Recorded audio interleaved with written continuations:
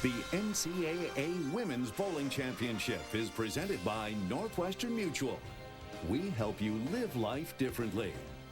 And in part by Sonic Creamery Shakes. Shakes fit for a shake aficionado. We welcome you back to Brunswick Zone, Carolier Bowl in North Brunswick, New Jersey with Carolyn, Doran Ballard. I'm Dave Armstrong. Glad to have you here. The Nebraska Cornhuskers came in, the #1 team in the country. They were the #3 seed after the original round of bowling. The #5 seed was Stephen F. Austin, and now here they are in the championship. There's Nebraska's starting lineup, and Brianna Zabarek is their leadoff bowler. And of course, we've talked about Julia Bond, the head coach of the Nebraska Cornhuskers, been there ever since they started the program. Bill Straub, he has coached both men's and women's programs in Lincoln for 20 years and the two-time National Coach of the Year.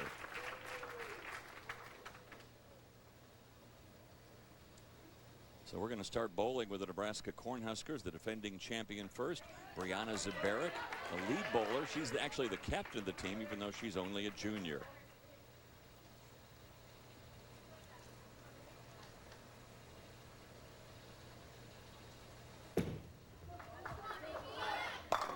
That's the way you want to start. Great starting shot by the Nebraska team. As you can see, one of the things that Nebraska is well known for, they're usually a little bit left of the team they're competing against, and they have that traditional style of really having that straight push away, but a loose swing. Great shot. Lady Jacks really shaking up their lineup. Here's Carly Larson. Larson has been in the #4 position. Let's look at the lineup then for the Lady Jacks as they start off with 9 on the first ball. Larson will be followed by Hazelwood, the freshman, then Grant. Paige Kroschauer is also in the lineup, a junior, and then of course we've told you about the bowler of the year, Stephanie Schwartz.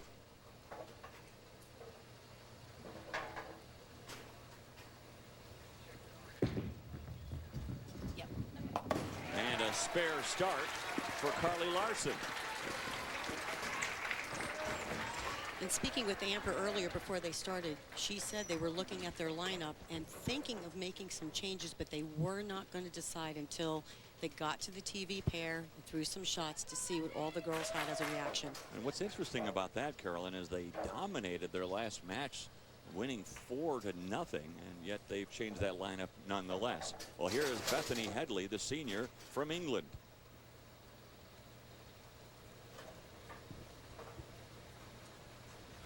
It's for Nebraska to make an early statement. That's 2 in a row.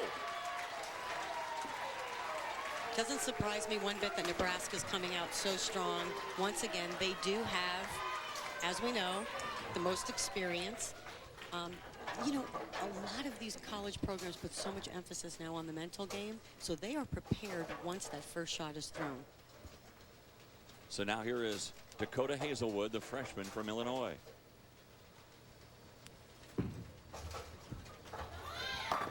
A little high, but got it to go.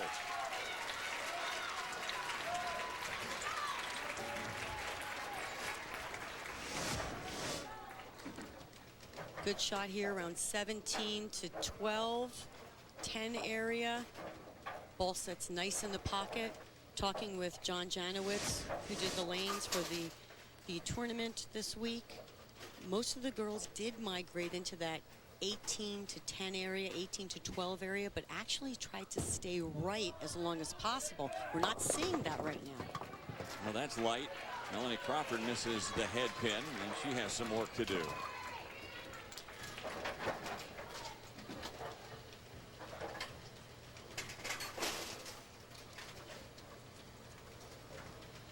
Well, she gets ready for her second ball. Throwing here is Kiara Grant in the third frame for the Lady Jacks. And that's light.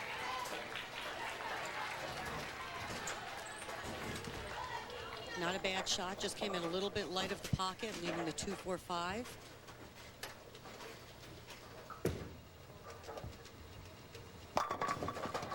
And an open frame, so that negates the double to start the game for the Cornhuskers.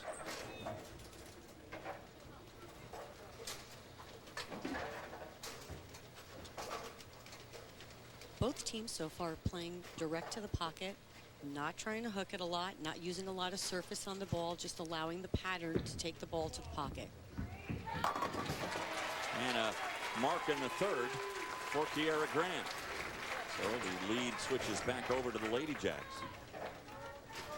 You look at Stephen F. Austin, the program's only been in existence for 6 years and in the finals for the second straight year. Last year they were the number 7 seed coming in and got all the way to the finals. Well, up now for Nebraska, Jasmine Mason, the junior, third team All-American.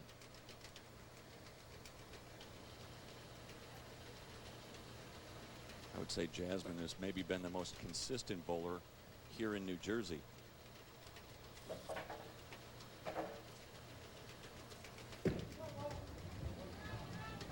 And another strike for Jasmine Mason. That gets Bill Straub's team back on the mark. That was a very good aggressive shot by Jasmine. Definitely a lot deeper, crossing over from that 22 to 9-10. She has a little bit more angle down the lane on the ball. She has just gotten better and better. She really has. Now Paige Croshauer, junior. That went right through the nose. Lucky to not get a split there. He's an easy spare.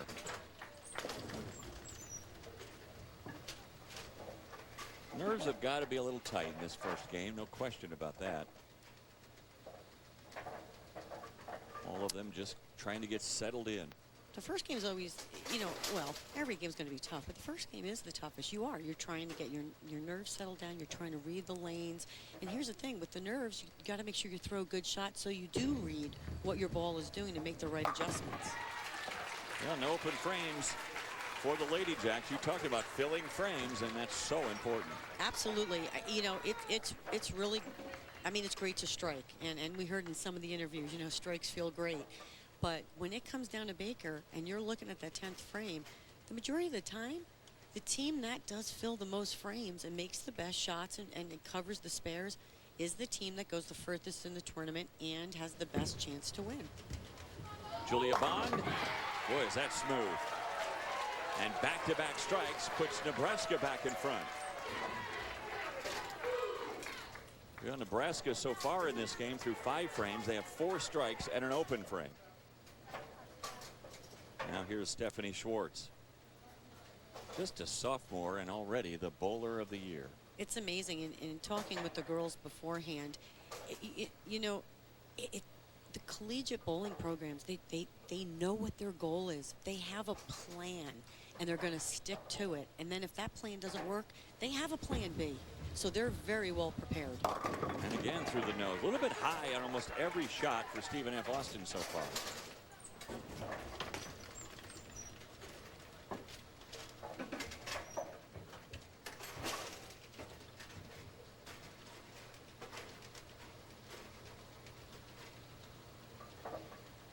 Stephanie last year was the freshman of the year. She's added the player of the year honors to that this year. What more is there for her to accomplish in the next 2 years? Well, not textbook, but she gets him down. I was like, it said, oh, it looked good, but she was walking away from it like, I'm not sure, I'm not sure, I'm not sure. Now back to the top of the order, and that means Brianna Zabarick, Scholastic All-American, nutrition major. She had a strike in the first frame. Another key mark there of Nebraska. They get up, they take a practice swing, set up, and go. Got him to mix up. 3 in a row now for the Huskers.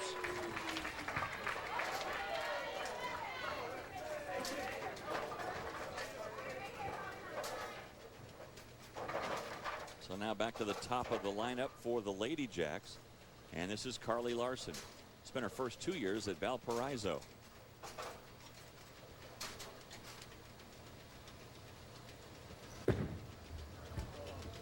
Boy, is that smooth. Tonight we have 2 left-handers on the pair, so you're actually going to see the lane on the left side transition a little bit. And they are starting further left than the actual right-handers starting further right. If you notice that, even with the pattern being 42 feet, the left-handers are able to stay a little bit further left, be a little bit more direct. Well, here's another lefty, Bethany Headley. She is a senior now. Boy, how time flies. She also is a Scholastic All-American.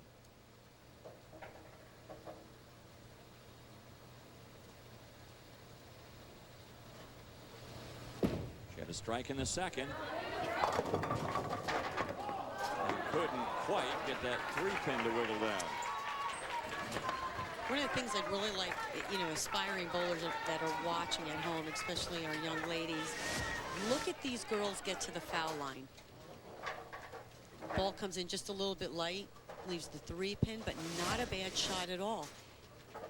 Watch these girls get to the foul line. Textbook. I mean solid fundamentals. There is no use of the upper body. It is simply set, go, swing, let the ball roll off your hand. And that really is what makes these programs so fundamentally sound, is that their basics are so good. Well, let's take a look now at Planning for Success, brought to you by Northwestern Mutual. And these are what you think are some of the keys to this match. Right now, for Stephen F. Austin, it is making sure that they stay within the, the fundamentals. They want to make sure that they are staying in the moment and working as a team on those fundamentals. Yet their weakness, they feel like, you know what? They can get caught up on what the other team is doing. We look at Nebraska. Simple as it can be. Stay calm, and what else? Keep the nerves under control. Not once does Nebraska ever think of the other team. Yet on the other side, I said to Bill, so what's the weakness? I mean, if you're going to keep it so simple. And he looked right back at me and said, well, the weakness is not accomplishing the first two. Yeah, I mean, which is the strength. And you know what? It is that simple. Well, here's Melanie Crawford. Let's see if she can bounce back from an open frame in the third. That was a better shot and leaves just the 10.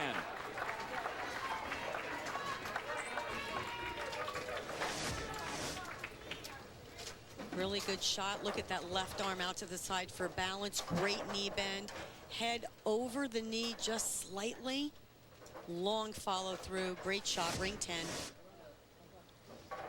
Back to Kiara Grant.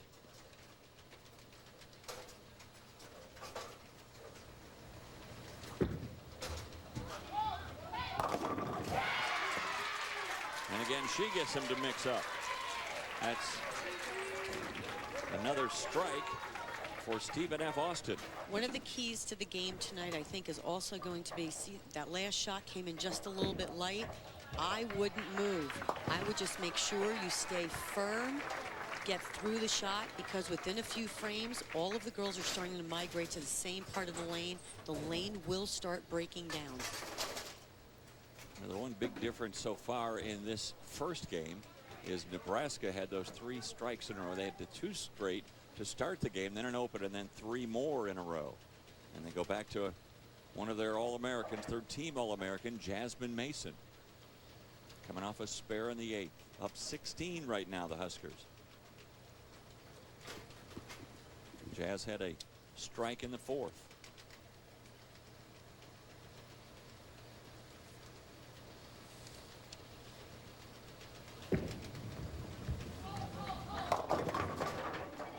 This is real trouble now, because this is the foundation frame, the 9th. And that's the last thing that guy wanted to see.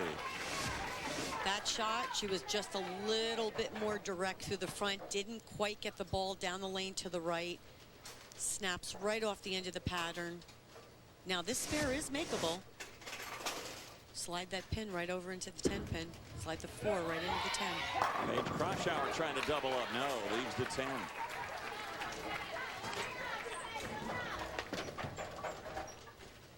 Go for pin count here, or you really try to make it? I go for pin count. And that's what they got. So the second open frame for Nebraska. That makes it tense in the 10th. I'm gonna go on a prediction here because I feel like I can. Okay, go ahead. I think if Stephen F. Austin comes out strong and wins the first 2 games, it is their best chance overall to win the championship. As the lanes break down and people migrate left, that is Nebraska's strength. And I think Stephen F. Austin knows that. Well, it's still anybody's first game here. But the lead is just 2 pins now for Stephen F. Austin. Bond had a strike in the 5th.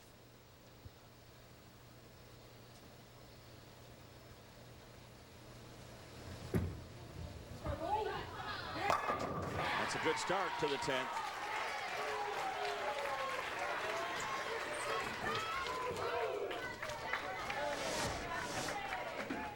Great shot once again. Look at this. Picture perfect. Head right over the knee, like I said earlier. Left arm out for balance. They use their legs, no upper body movement. We teach that so much now with the modern game. You want the upper body as still as possible. That also includes the head, because everybody wants to bob their head. Head and upper body still as possible. Here's Schwartz. Well, she has to answer whatever Bond does. Bond can close her out if she strikes out. That would give Nebraska a 2-pin win in game 1. So here are the anchor bowlers going head to head, each with a starting strike in the 10th.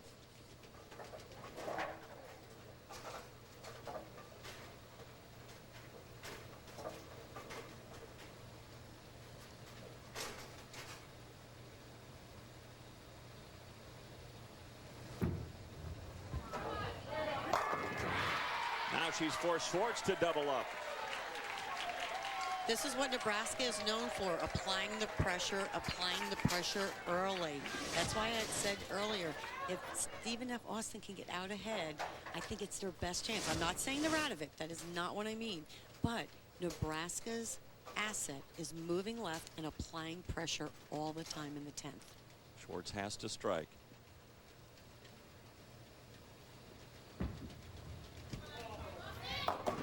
And that will do it. Nebraska will win game 1. Even though they had the open in the 9th frame, Julia Bond, their first team All-America, bails them out with 2 strikes, and then who knows on the 3rd ball here in the 10th. Pretty good first game. If they're all like this, we're in for quite a championship.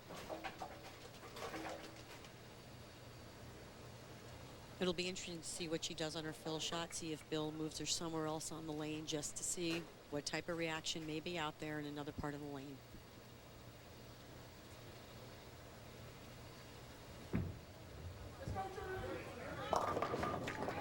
Okay, didn't matter. It's a good thing it didn't matter. 7 pin counts might have cost them game 1. Schwartz had come up with a strike on that 2nd ball. So 2:05 the finish for Nebraska in game 1.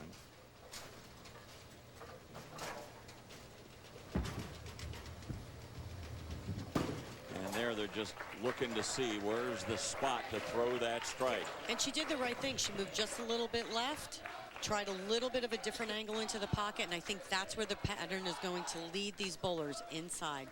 So Nebraska takes game 1, 205 to 193. It's the best of 7, and the Huskers, trying to win back-to-back championships, win the first game.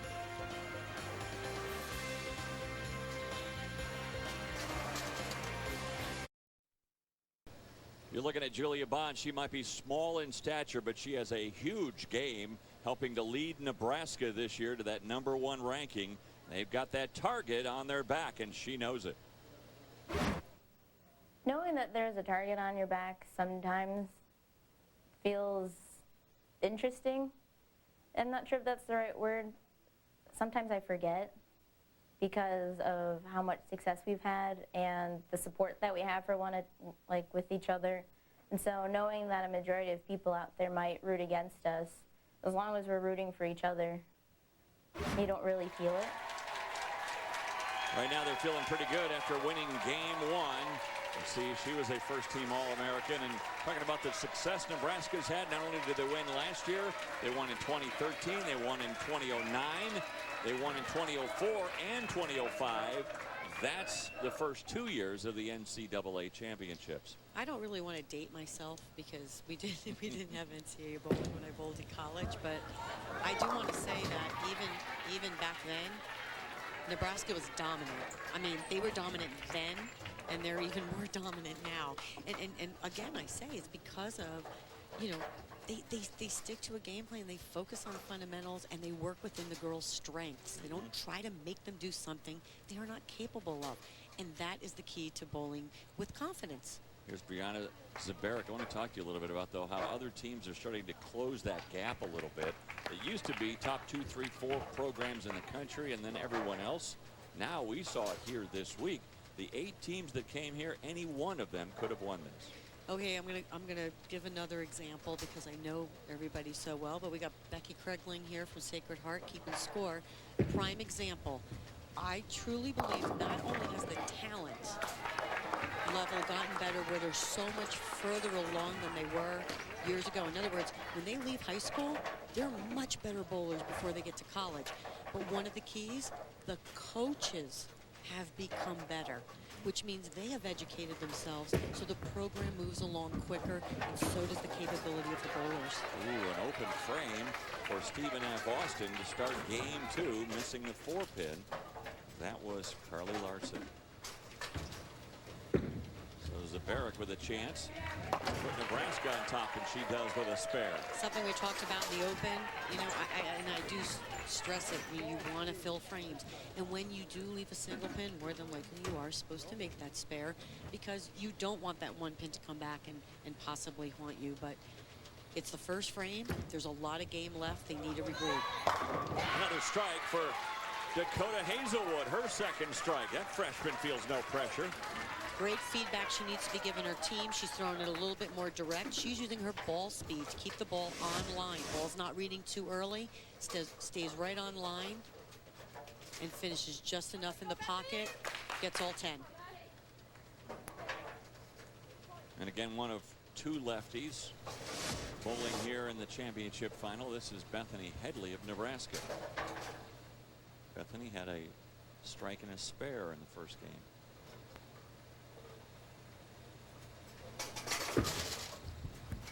That looks good. That looked good. Halfway down the lane. Bethany has thrown some really good shots tonight. She had a very good look in practice. When I saw her warming up earlier, look at this, very direct. Her swing stays right in line with her target. Direct up the lane, very smooth off her hand. Just rolls through it. Great reaction. Garrett Grant. Highs going over to the other side, and in the 5-pin left standing. Now it looks like Stephen F. Austin still struggling and finding the right route to the pocket. Well, once again, they changed lanes, and this is why that team chemistry is so important, that team communication. You need to, you know, while you're bowling on the one lane, you definitely need to look at what the other team is doing and where they're playing so that you are a little more prepared in making the adjustments a little quicker once you get to that next lane. And here comes Melanie Crawford.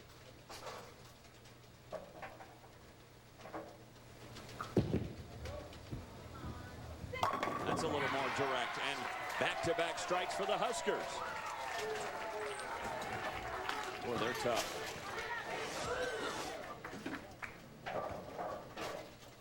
Playing about 17 out to about 10. Keeping it on line in the front part of that lane. Boy, I'll tell you, that the key to Nebraska, I said it, they are just going to migrate to where their strong point is. That is that inside line.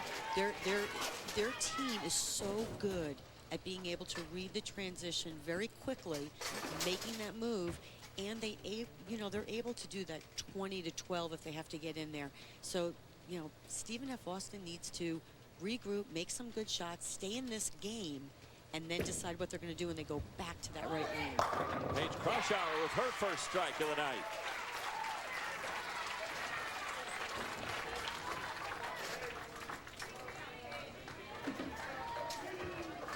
An open to start the game for Stephen F. Austin, and then a couple of spares and their first strike of game 2. Now let's see if Jasmine Mason can make it 3 in a row for Nebraska. It's interesting how similar the routine, that pre-shot routine, is for a lot of these Husker gals. That's been years. As long as I can remember Nebraska bowling, that is what I remember. Pre-shot routine, pre-shot swing, and then you get up there and execute. And again, I state, if you watch both teams bowl, none of these girls are pulling up at the line. They are smooth. There's leverage. They're using their legs. Swing is dropping from the top right through.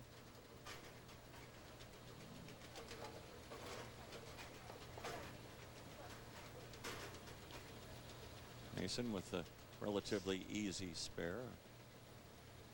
Any single pin spare is generally considered one you have to have. Well, it should be a lot easier to make than a cluster, correct? Yes, if we think about it. Yeah, absolutely. But yet when you're standing up there, you know, this goes back to the mental game. But when you're standing there, say as a freshman bowler, and you have the 10-pin staring at you, yeah, it could be, it can be intimidating. Sure. Well, here's Stephanie Schwartz. Steph had a spare to strike, and of course that split in the 10th frame. Oh yes, yes, got the 10 to trip out. Gets that love tap right at the end to knock out that 10. You saw in her fill shot after she split, she made the adjustment, moved a little bit more left. This is a great shot, coming in half pocket, but got the tap. Awful nice Good when that connection. 6 comes out of the gutter and just taps it home. Perfect. So now Julia Bond. Well, she had a good first game. 3 strikes.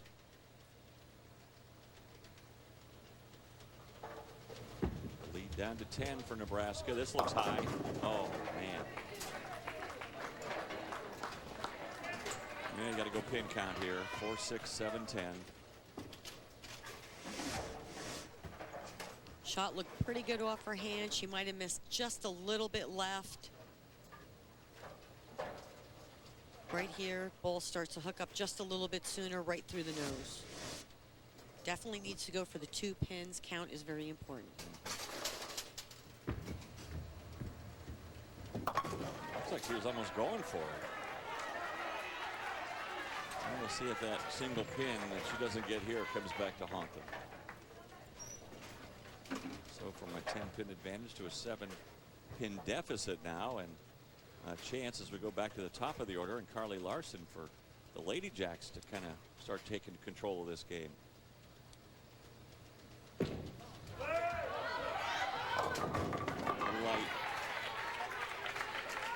Definitely wasn't as clean out of that ball as she was previously. Ball never picked up where it needed to, but she got a break and leaves 9. She just needs to make the spare. Back to the top of the order for Nebraska. Zabaric had a spare in the first. Not this time. That gets Nebraska rolling again. I think it's so important to follow some kind of an open frame with something just like this. Well, one of the keys too is having that leadoff bowler that is your steady Eddie. That's what I've always called the leadoff bowler, your steady Eddie, the person that's always going to hit the pocket, whether, you know, the 1-2, 1-3, depending on whether they're left-handed or right-handed, but this person that can keep the ball in the pocket, read what the transition is, and give that feedback to the team. She's a very, very good leadoff bowler. Dakota Hazelwood now. You think of how young this Stephen F. Austin program is and how young this team is. They just get better and better every year.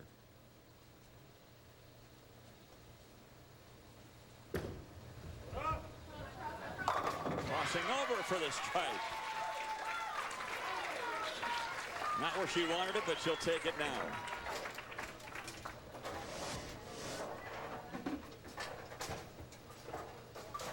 Oh, Nowhere near Brooklyn. I was going to say it's the perfect Brooklyn. And when she let that go, you could tell she definitely missed left. She didn't really came over the top of it just a little bit. But you know what? Here's the thing. It's Baker. You get 2 shots. If you make a bad shot and you get a break like that, oh well, gotta take advantage of it, right? You bet. They say in golf they don't put pictures on the scorecard. They don't put pictures on the scoring sheet in bowling.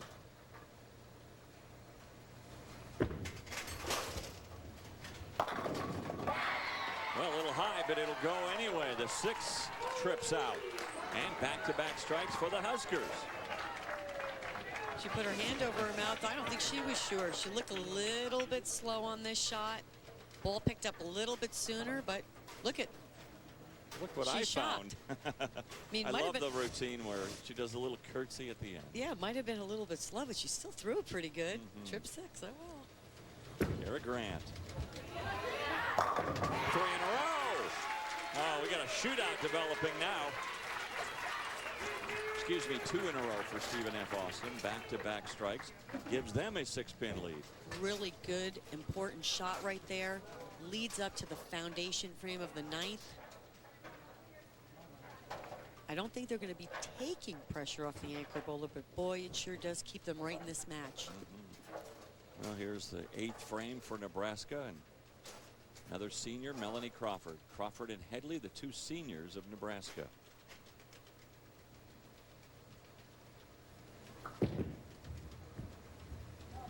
Well, a crossover doesn't work, and the 6-9-10 remains. That cost him some pin count here after they were working on a double.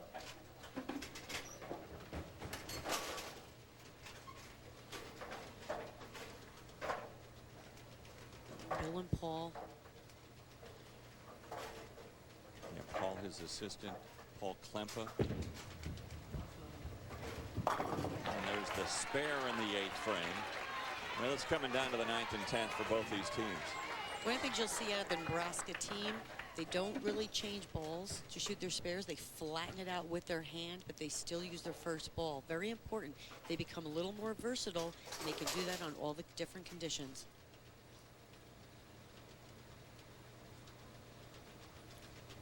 Cross in the 9th. Looked right, but got it to mix. Sometimes that's the best shot.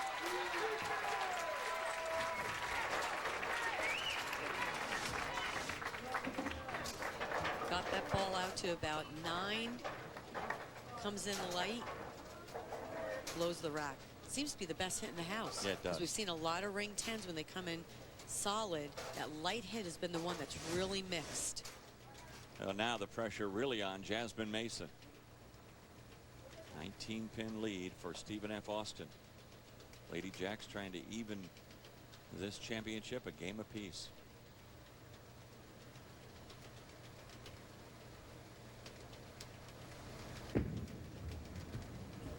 That's way out there. Oh my. Well, that's not a lead you normally see at bowling, just the head pin.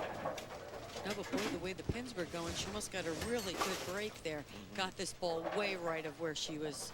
She was only getting out to about 9-10. Got that one way right. But got a break. Rather shoot at the head pin than the 1-2-4.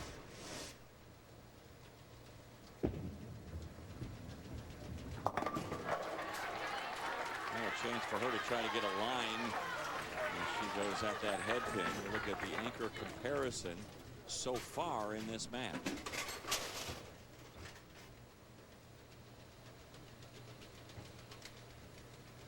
And the open frame for Julia Bond, that came when it really didn't matter. The game had already been won by Nebraska. Well, a mark to win for Stephen F. Austin. That'll do it. So they come back and take game 2. What a finish.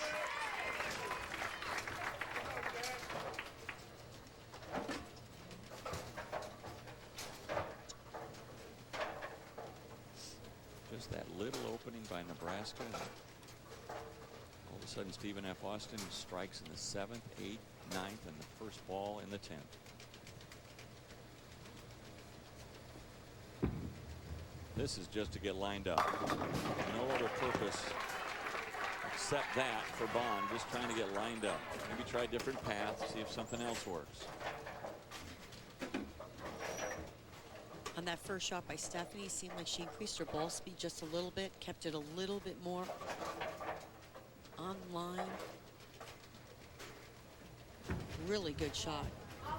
How's this finish?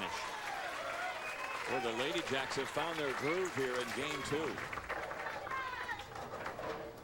5 strikes in a row to close it out, maybe 6.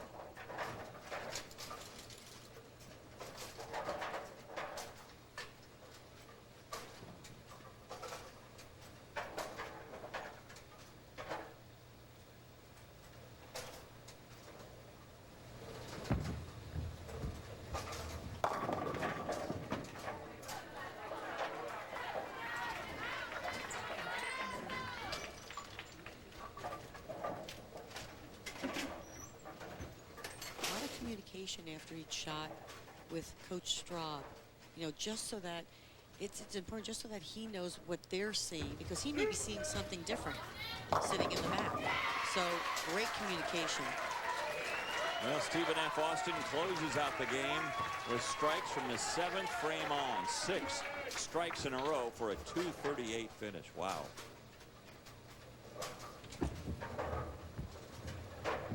Closes things out for Nebraska. 238 to 198 in game 2. So now we're tied at a game apiece. Game 3 of the NCAA Women's Bowling Championship is coming up from New Jersey next.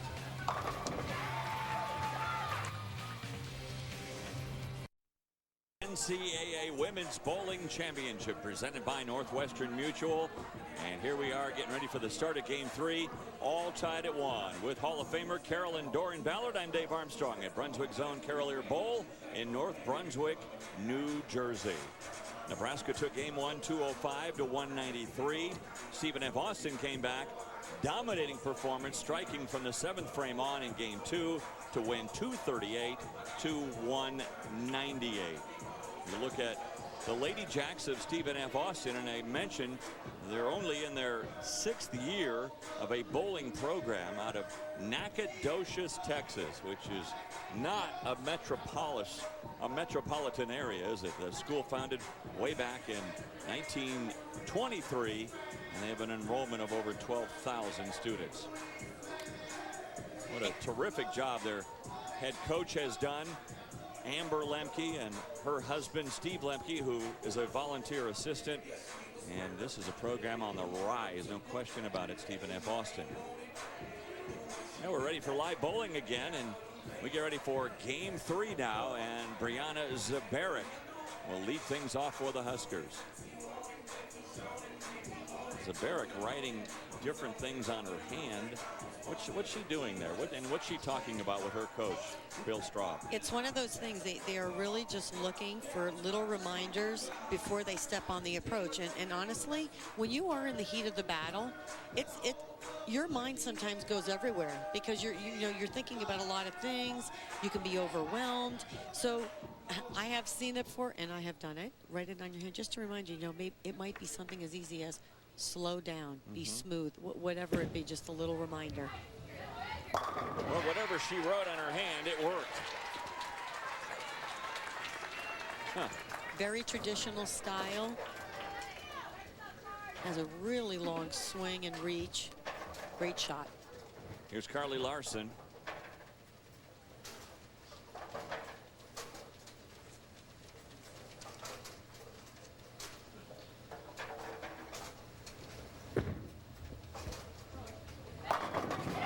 She answers with a strike.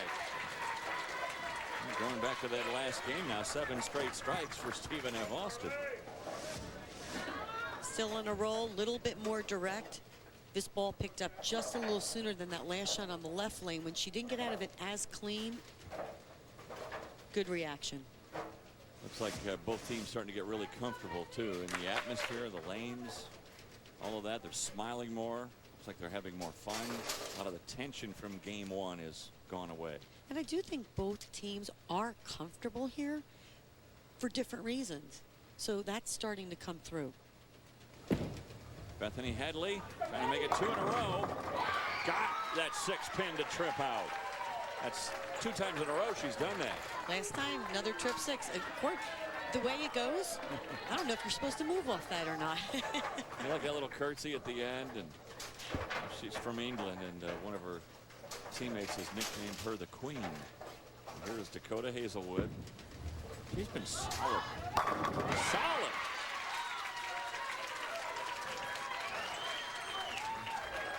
And how's the future of this team look with Hazelwood a freshman and Schwartz a sophomore?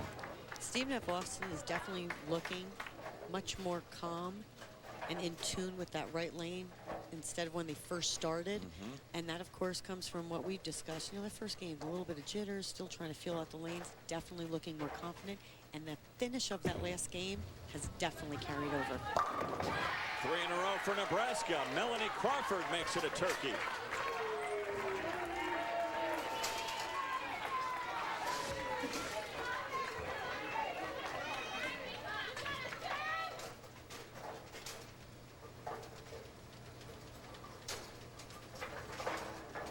Gives it a little chant right there after it's over. Who's going to blink first? Kara Grant. Not her.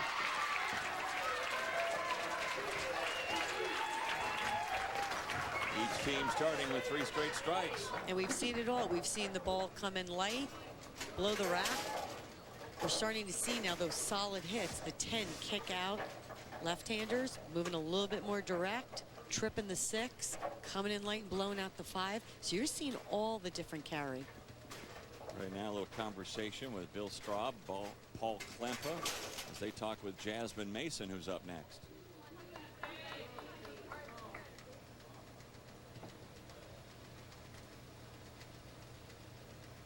Jasmine's sort of been a little bit lost ever since that first ball where she had a strike.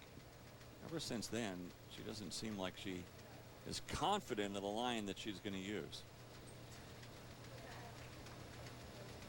Let's see if that changes here. She certainly has the talent.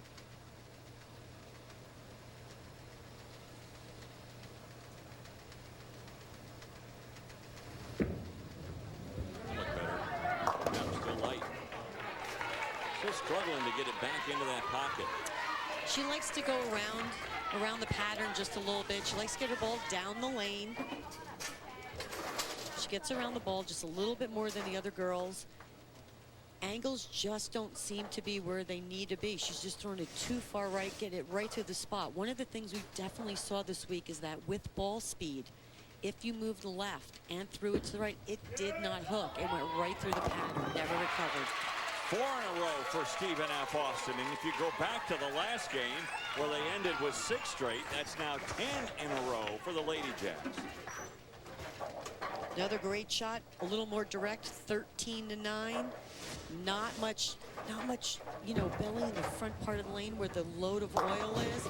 Just playing it, we're allowing the ball to be smooth off of the end of that pattern right into the pocket.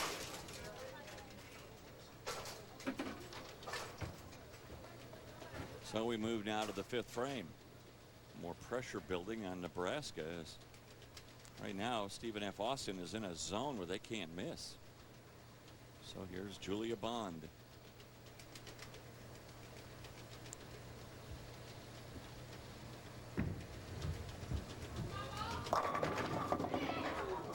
That 7 just wouldn't go. Really good shot. She made a little bit of a bump left. She doesn't like to hook the ball a lot. She doesn't like her ball to go way right in the front part of that lane. She likes to keep in front of her, but she's got to get a little bit more left. And talking to both coaches during the break, the teams, they say the pattern is becoming a little more defined, and their teams are both just chasing it left, trying to keep those angles just a little bit more square instead of trying to open up the lane too much. Schwartz. Wow. 5 in a row. One of the key factors that Stephen F. Austin is really putting to effect right now, their players are using their ball speed to keep the ball on line to the pocket. They are not trying to get out of their norm.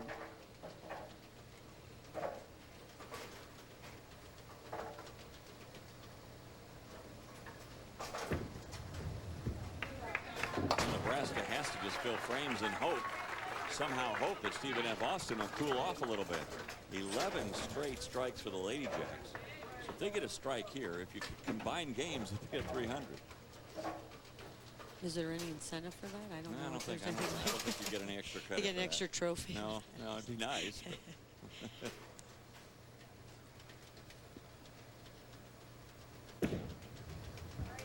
Zabaric, that's high, and that had danger written all over it from the minute he left her hand. Maybe some of the pressure getting to Nebraska a little bit with all these strikes on the other side.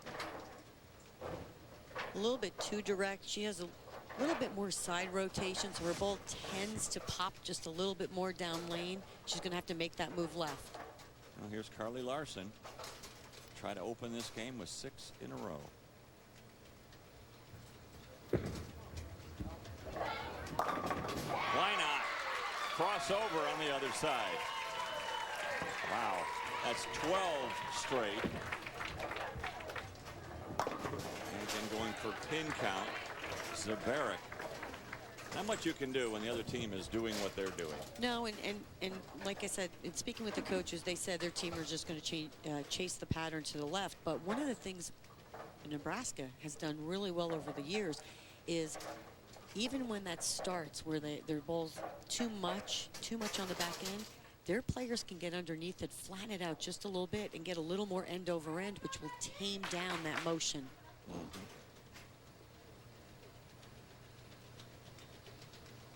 Now here comes the queen, Bethany Headley, journalism major, Scholastic All-American.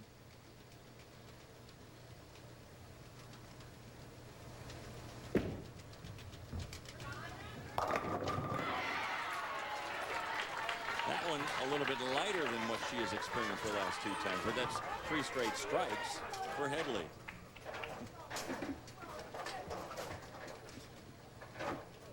Well, here comes Dakota Hazelwood, experiencing her first NCAA championship. I mean, the first non-strike of the game. Looks like she might have gotten just a little quick. She lost it right there at the bottom, just a little bit. You can see her try to get her body to steer it back. At this point, with this big a lead, you want to make sure you fill frames. It'd be really hard for Nebraska to come all the way back unless Stephen F. Austin has an open frame or 2. Yes, and if you live by my philosophy, you never have enough pins till the game is over. Right. And that's a filled frame. So the lead 44 for the Lady Jacks. What did they ever do before portable fans? They just blew on it.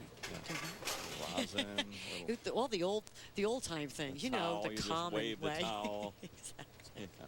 Wipe it on your shirt. Kids these days, huh? All their gadgets. And Melanie Crawford makes it 2 in a row. Much better shot. She likes to pitch the ball out on the lane just a little bit. So her ball's definitely going to conserve and get through the pins just a little differently than everybody else on the team. So she does like to increase her ball speed a little bit. But like I said, one of the key factors both coaches told me is they're just going to keep chasing it until they feel like their players have to really change their hand. Despite starting the game with 6 straight strikes, even if Austin still doesn't have this one locked up. They have a huge lead, but right now Nebraska has fought back with 2 straight strikes. Again, look at that follow through, right side of the head pin all the way through straight. Tells you right there that her swing is nice and straight and right next to her body, elbow in. Great shot. Mentioned Carly started at Valpo and now in her junior campaign, tugged a little bit, now held on. Got a little backup to it. So another spare and filling frames, making it harder for Nebraska to come back, but they can cut that lead to 23 with another strike here. Nebraska still has a chance for a 244 in this game. Excuse me, 242. But look at Stephen F. Austin. They could have a 265. Big shot here in the ninth. To force Stephen F. Austin to stay strong through that 9th and 10th frame.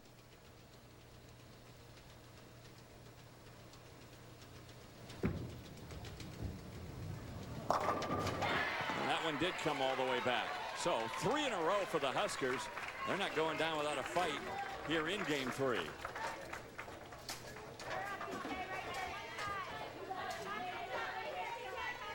So here's Paige Croshour. Just one senior on the Lady Jack team. That's Danielle Lynn.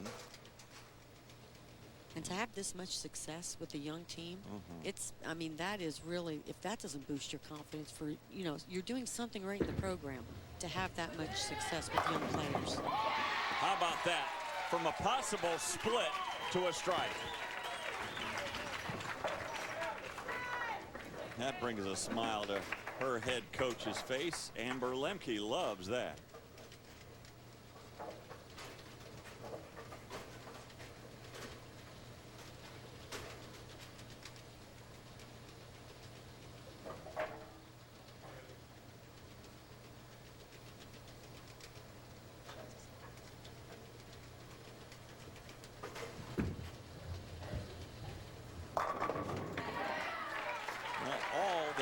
Julia Bond can do is just finish strong here in the 10th inning and then force a mark, which she's already done. So right now, Stephanie Schwartz has to stay away from some kind of a split, get a spare, and then come up with at least 8 points. 8 pins, excuse me.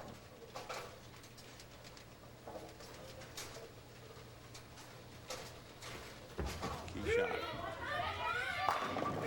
That's a key shot, and that's a winner. Still needs 8 pins, but you'd figure with 2 balls she'll get that.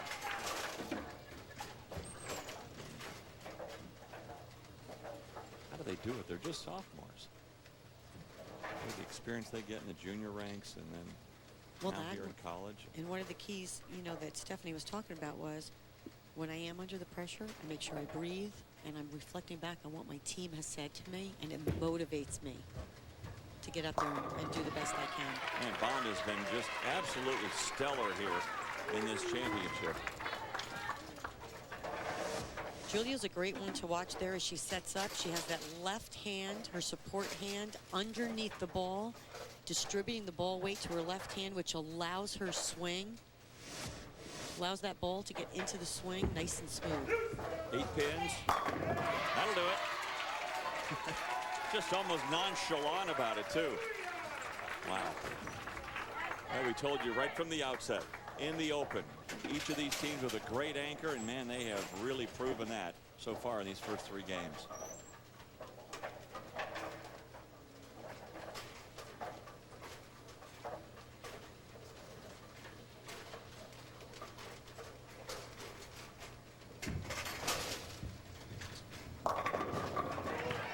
Strikes in a row for Julia Bond in that 10th frame, and that gives Nebraska a 242 total, and they're not going to win.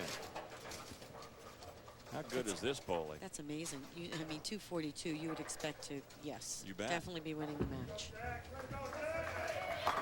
And instead, it's a 265 finish for Stephen F. Austin. Wow, what a game 3. What do we have in store as we continue on? Stephen F. Austin, 265 to 242. Wow, and a 2-1 lead for the Lady Jacks. Carol and Dorian Ballard, I'm Dave Armstrong. Glad to have you back at the Brunswick Zone Carolier Bowl in North Brunswick, New Jersey. You see our score, Stephen F. Austin. They've won back-to-back games and have a 2-1 lead over the defending champion Nebraska Cornhuskers. So we're all set for game 4, and this is Carly Larson to lead things off.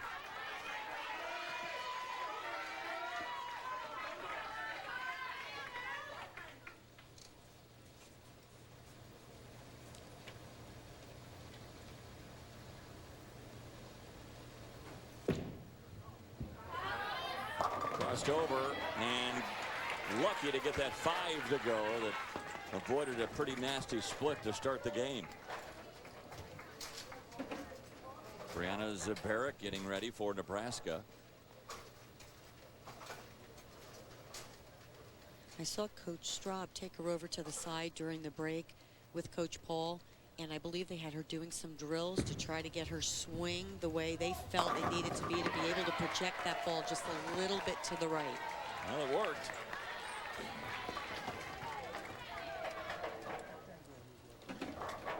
Still want her to move a little bit left on the approach.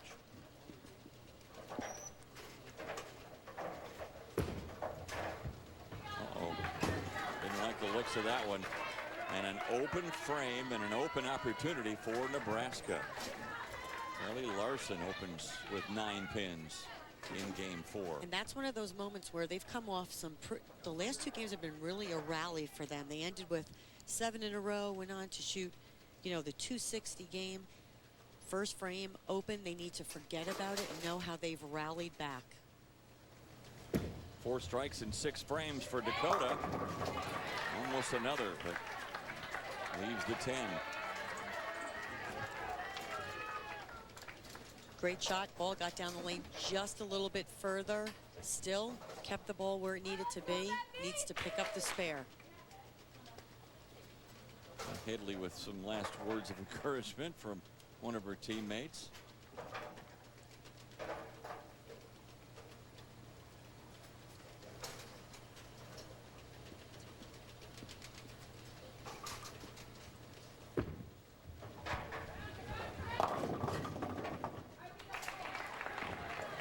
She was talking to that ball the whole way.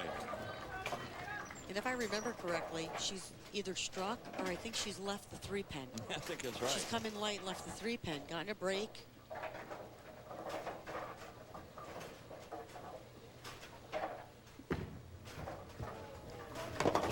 Well, nope. Went in the channel. That'll be another open frame. That spare will not count. It went in the channel first. This right here is where the team needs to get together. They need, ball just slides off the lane. There's, you know, she changed to a spare ball.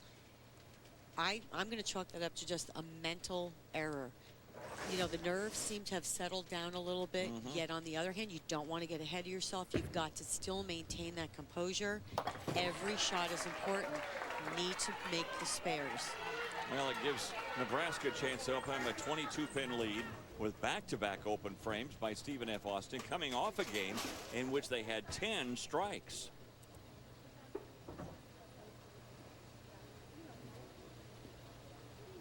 Well, let's see if Kiara Grant can get him back on track.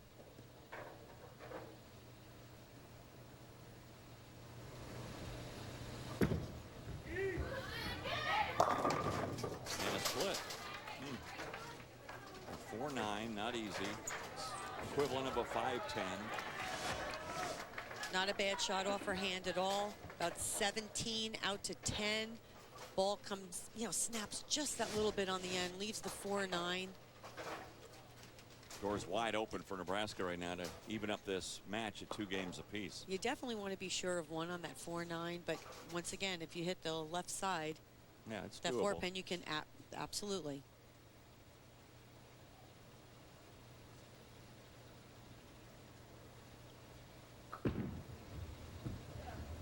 All right, 10-pin, no.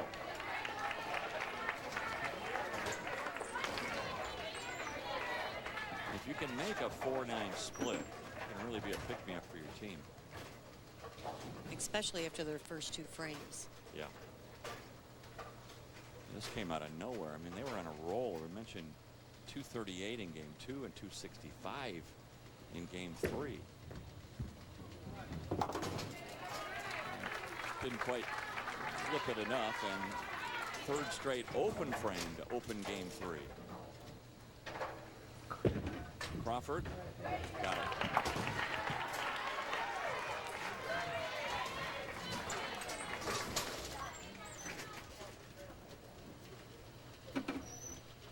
The looks aren't quite as comfortable for Stephen F. Austin here. And you look at the husband of Amber Lemke, their head coach. This is Steve Lemke, volunteer assistant. There you go. Paige Kroshower with a strike in the fourth. Paige has been stellar on keeping that ball where it needs to be, keeping it right in front of her, not getting it too far right down the lane. She has a little bit of side rotation, as you can see, spins it just a little bit, actually, just a little bit. But she has been really rock solid for filling her frame, and that really needs to be the changing point in this game. Here's Mason. Kind of struggling a little bit and finding the correct line for her. She's different than the others. She might have found something, though, with her last ball, which was a strike. Yep, 2 in a row. Now she looks more locked in. I think that's a sigh of relief right there, like, oh, finally, I think I found it. Much better shot. Her body language is even better, especially setting up. Yeah. Much better. Not getting it so far right down the lane.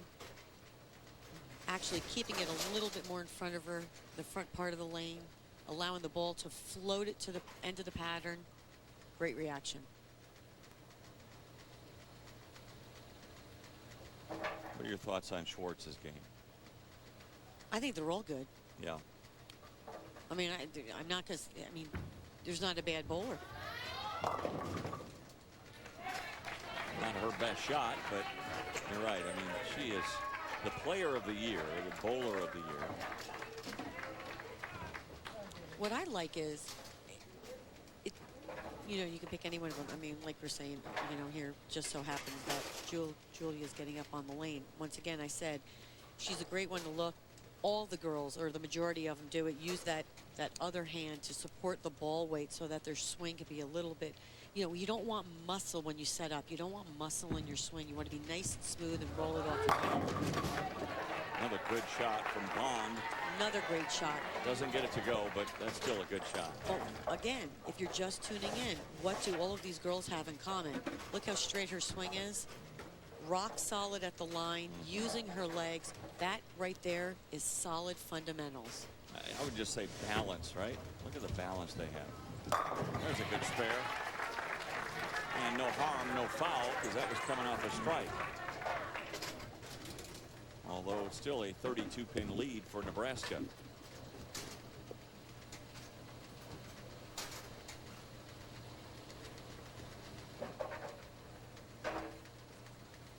Three straight open frames to start the game for Lady Jackson. Nebraska was able to take advantage. Has filled every frame so far. And now, just as I say that, the announcer jinx, and they have an open here in the fifth. Well, actually, what I was going to say is Nebraska really isn't stringing the strikes together, which is keeping Stephen F. Austin in the match. But, of course, with that open, it definitely narrows the lead. Sure does. Now it's down to 20. Carly Larson too high, and another baby split. Very makeable at 2-7.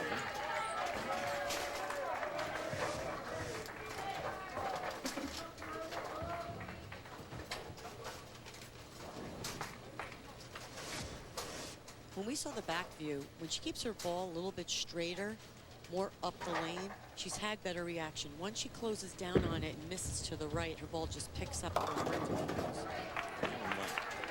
On the other side as well, and lucky to leave just the 3-6. And you can see when she was coming back off the lane, she took her hand and rolled over the top of it, like she thumbed it down, came over the side of it, which is allowing her ball to really read the end of the pattern and have a lot more reaction on the back end than she really wants at this point.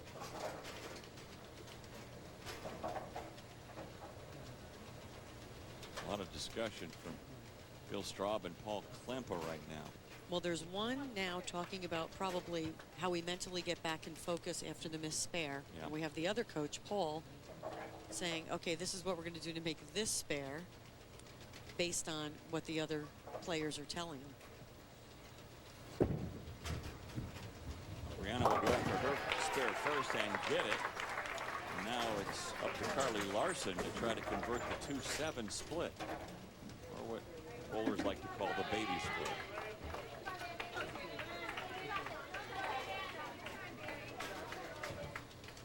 Well, we're going to sub on the spare ball. Interesting. This is a position to come in. Danielle Lynn, the lone senior. This is really an interesting move because they really aren't still in this match. Yet this spare is probably a little easier for a right-hander than a left-hander. Makes it from the outside. Yep. And she gets one more shot of being warmed up on the pair, getting used to her surroundings. So obviously we've got a sub change.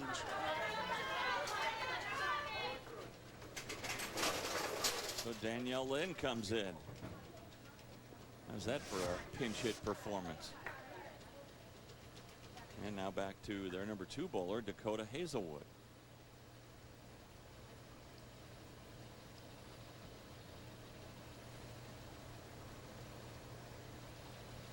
You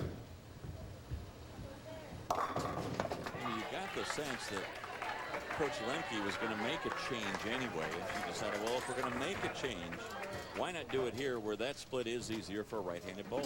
Absolutely. Pretty strategic. Now Bethany Headley. Let's go, Bethany!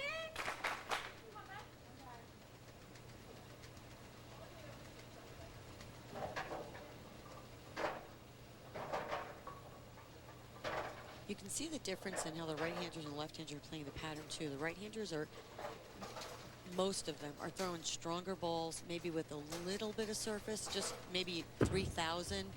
The left-handers are using balls that are a little bit more skid flippy with a little surface to tame down that backhand reaction so they can play a little bit more direct.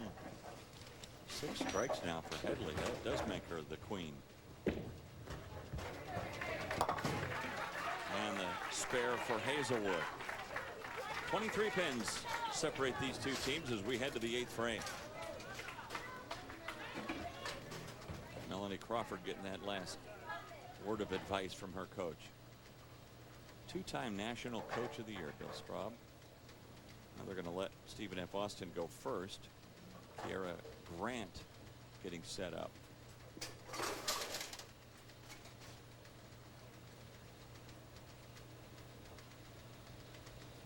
And a strike in the 8th. Really big shot for Stephen F. Austin. That sets up the foundation frame bowler. They can start putting them together. They're going to change this right around and put the pressure on Nebraska. But remember, Nebraska coming off a strike from the 7th. So if Melanie Crawford could get another strike in the 8th,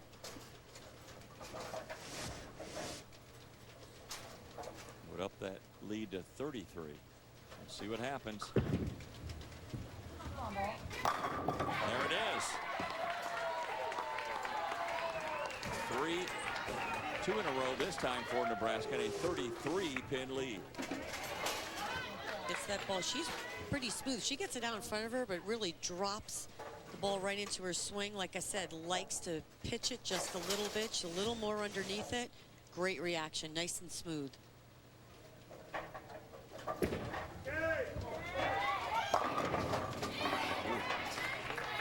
4 to trip out, leaving just the 9 in the 9th.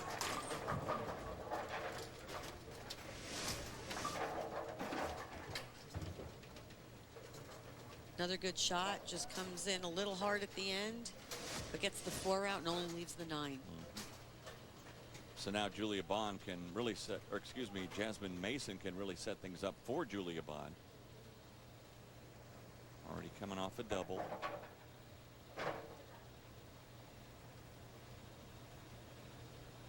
Her best shot of the match came in the 4th frame.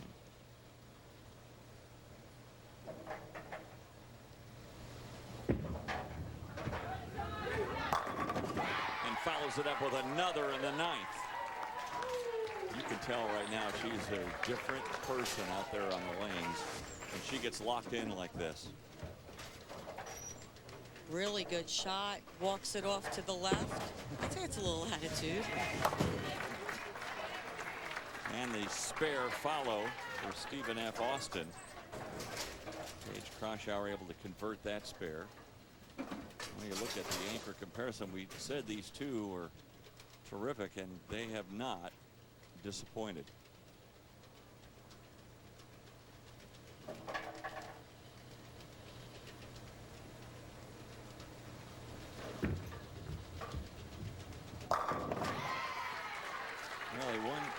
74 possible.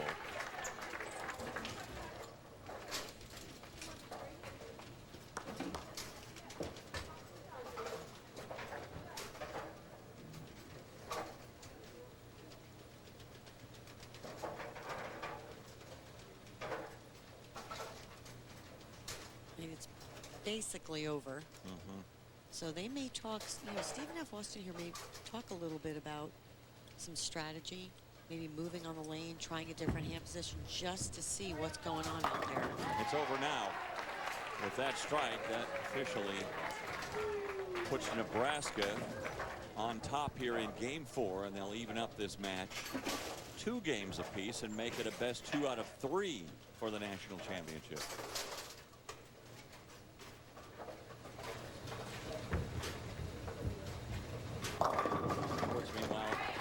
Just a slightly different line to see what's out there. Moved even a little bit further left. Right. Correct. Which is what they need to look at to see how much more oil there is to push the ball down the lane, just to give a different look, a little bit of a different entry angle into the pocket. Sometimes that's all it takes.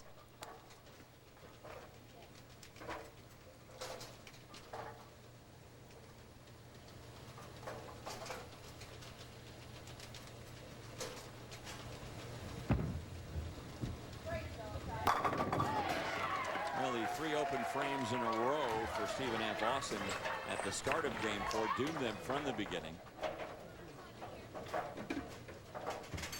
Around that 5th or 6th frame, it still, was teetering back and forth. Anybody had the possibility, but once you start stringing those strikes together, it really does, it changes the whole match, not only by score, but how the girls feel. So 164 total for Stephen F. Austin in game 4.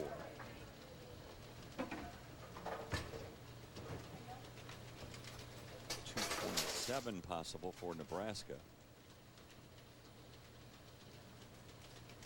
Just looking at pin count here.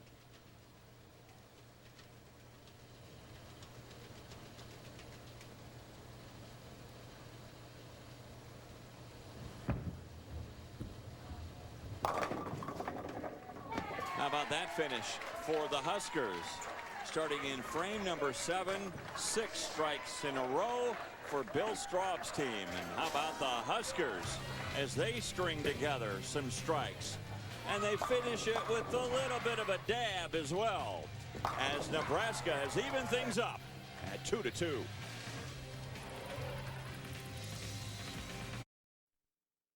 In the proceedings, and so now it's a best 2 out of 3 match to see who will win the 2016 NCAA Women's Bowling Championship. Great crowd on hand here, almost standing room only, to watch Nebraska, led by their head coach Bill Straub and their leadoff bowler Brianna Zabarek, and of course Stephen F. Austin looking for their first ever NCAA championship.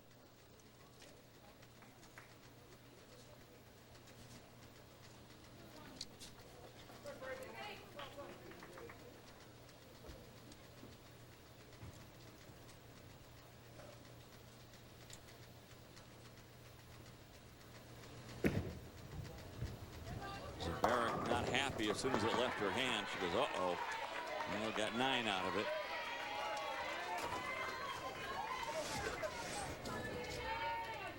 Pushes the ball out, but just quite doesn't get the ball down the lane to the right where it needs to be. She needs to get that ball to about 9-10. Thing about it is, too, I think she's getting around it just a little bit too much. She needs to be a little more up the back of it. Slow that ball down as it's making its way to the pocket. Danielle Lynn. Smoother motion. Danielle Lynn, I'm sorry, she came on in relief of Carly Larson on a spare ball and will stay in now to lead things off for the Lady Jacks. And there is a spare for Brianna Zabarek.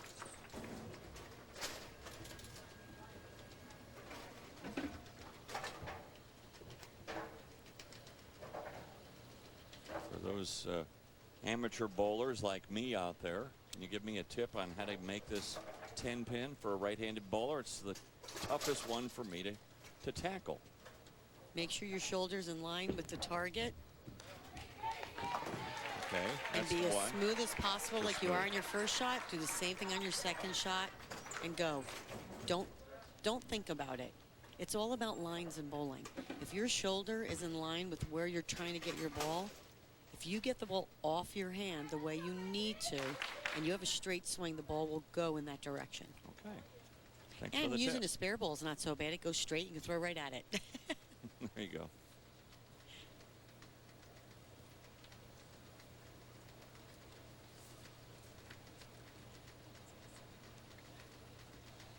Well, Headley now the last lefty standing. So she's got this all to herself and has a sleeper back there. 3-9. She's done a really good job of keeping the ball in play. She's either gone light. I think she went high flush one shot. Light hits up in the 3-pin. Now it's the 3-9. So she's kept the ball in play.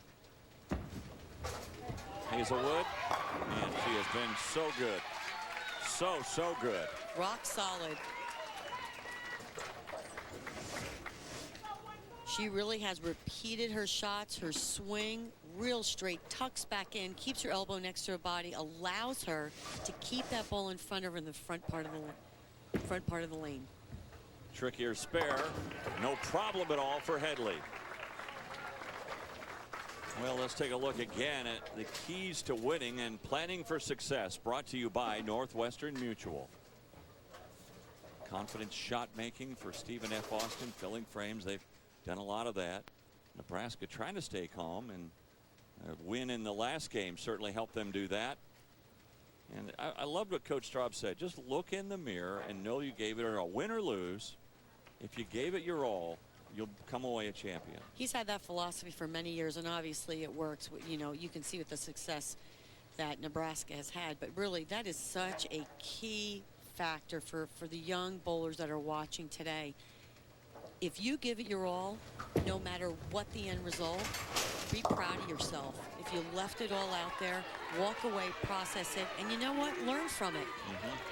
And both right-handed bowlers for the Huskers have gone higher in case of Brianna Zabarek. She actually crossed over, so they're going to have to make a bit of an adjustment here. Here's Kiara Grant.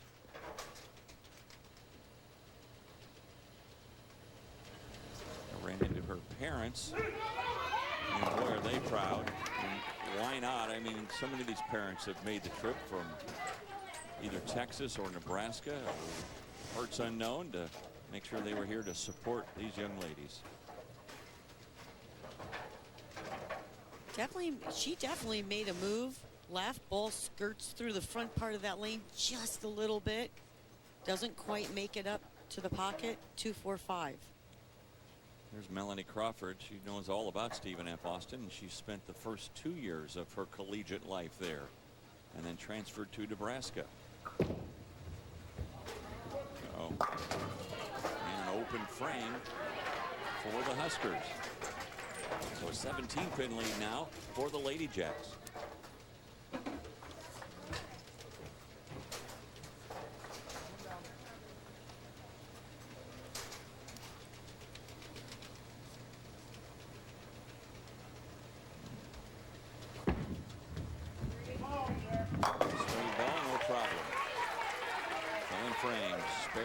Spare to start this game for Stephen F. Austin. That's a really good mental rebound for Stephen F. Austin, coming off that last game where they started with open, open, open. They filled 3 frames. They're back on their game. Now they just need to regroup, look at what the transition is on the lane, and make the moves either on the lane or with their hand, ball speed, whatever they decide to do, whatever that communication is of what they're saying. They need to decide. Last 2 shots for Mason have been strikes. Can't get the last 3. Got the dab working too. Oh, excuse me, 4 in a row. I shortchanged her one. Sorry about that, Jasmine. And that's so key, getting her lined up, because she is that 9th frame bowler, setting up that 10th frame. And some of these matches, as you've seen, have come down to the 9th and 10th frame. Rush hour. Got good pin count out of that.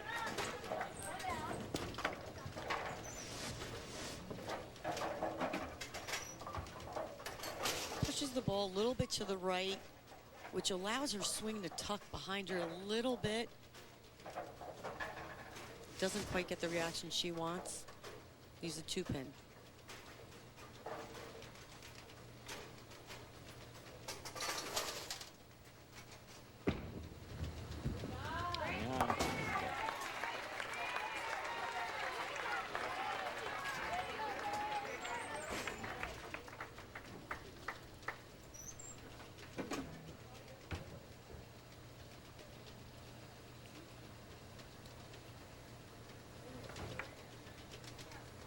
See if it can be a 6-pin lead after this shot by Julia Bond. Coming off the strike in the 4th. She's been more locked in than any other Husker bowler. And leaves that 10-pin.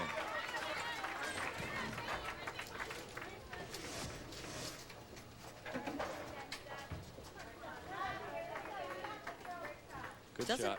Doesn't have a lot of axis rotation off her hand, but she's so smooth with it, and she doesn't grab it at the end, so it allows the ball to really read the lane.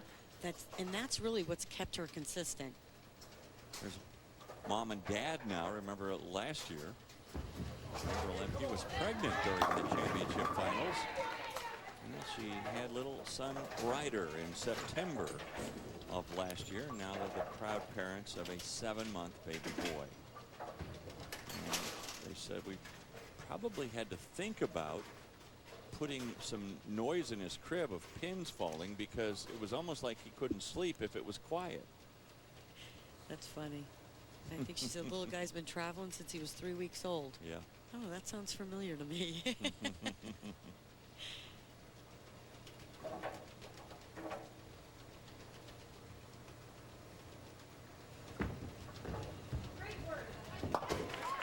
The spare in the 5th. Keeps it a 16-pin match, and we go back to the top of the order. And the Baker format, where you bowl 2 frames per game, the 1st and the 6th, and the 2nd and the 5th. This is actually the 5th frame for Stephen F. Austin. Trying to convert this spare. We have a strike down on the scoreboard, and we'll get that corrected. It's actually a spare for Stephen F. Austin in the 5th, not the strike.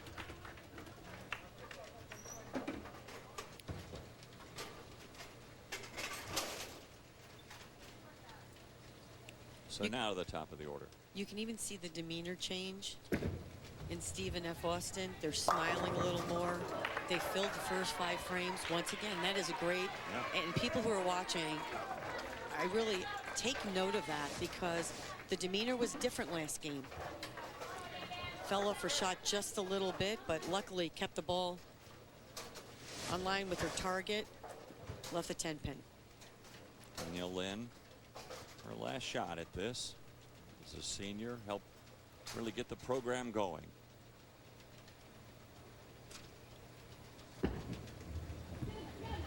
High. Well, high strike will work.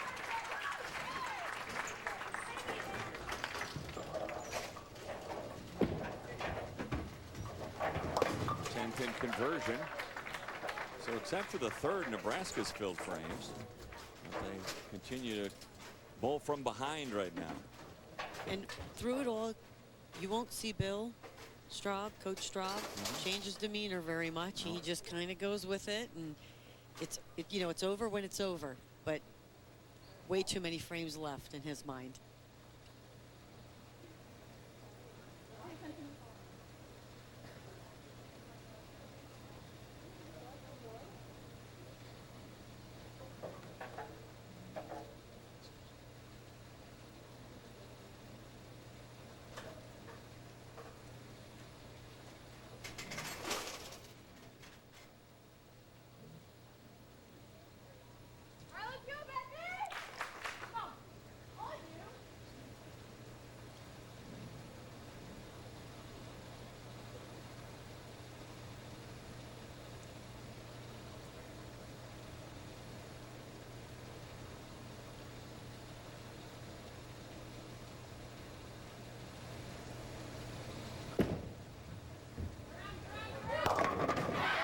Finally gets him to mix up.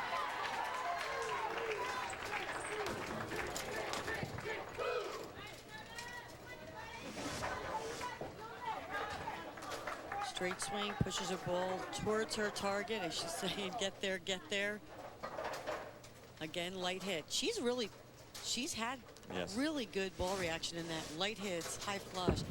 You know, hasn't left anything that isn't sparable. Ooh. Hazelwood with her first real miss of the match. Not a split because a head pin is standing, but it's a tough shot nonetheless. A washout here. Going to change to her spare ball.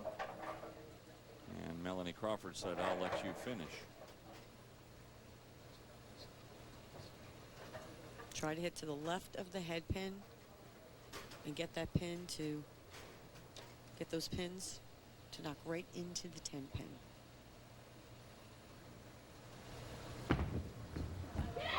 How about that shot?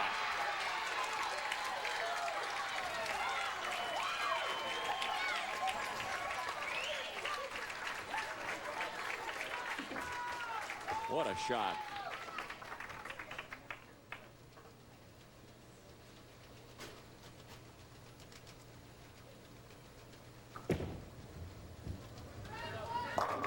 Back to back. Ooh, lucky thou to get the 10 out of there. Pocket splits are never any fun. Ball gets down the lane just a little bit further. Doesn't get all the pin action she needed, but she gets one of them out. Leaves a 7 pin. Definitely sparable. Kara Grant. That's one of those shots where when the ball gets down the lane, just that extra few inches, ball just doesn't quite get up there, and the pin's not enough motion on the pin deck. That looks good. That looks good. Strike in the 8th.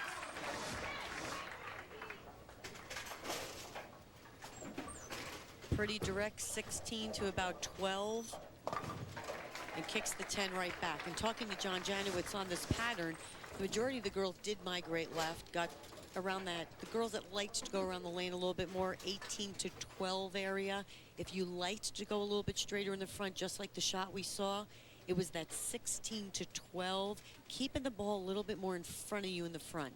Well, that was happening. Melanie Crawford did convert her spare. She did knock down the 7 pin. And so we go to the foundation frame, the 9th. And first up, Jasmine Mason.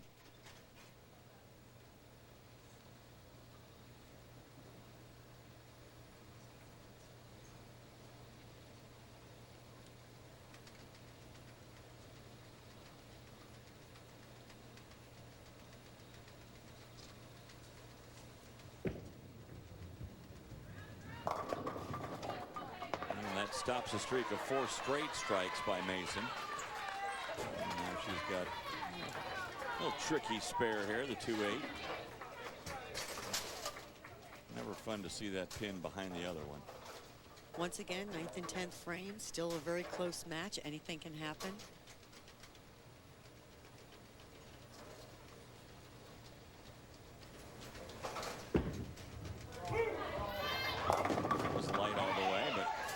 Lucky to get away with it, and just the 2 left standing.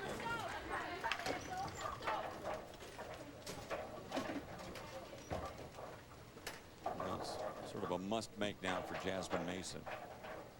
Down 17 in the match.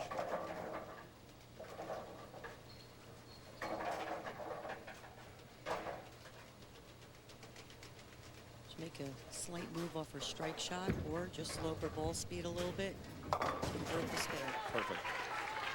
Well done.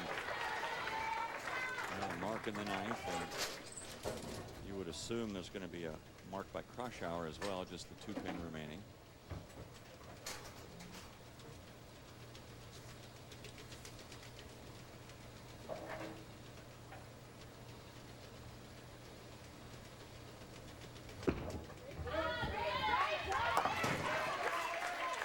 Spare for each team in the 9th, and big advantage for Stephen F. Austin with a 17 pin lead going into the 10th. So Julia Bond knows she's got a double to have a chance at all. A mark by Stephen F. Austin would do it.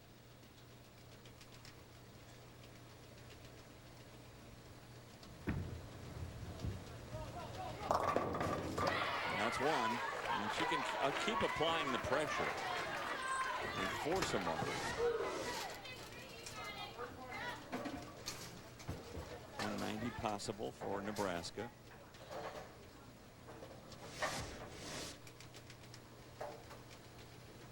Here's the bowler of the year, Schwartz. Just needs a mark.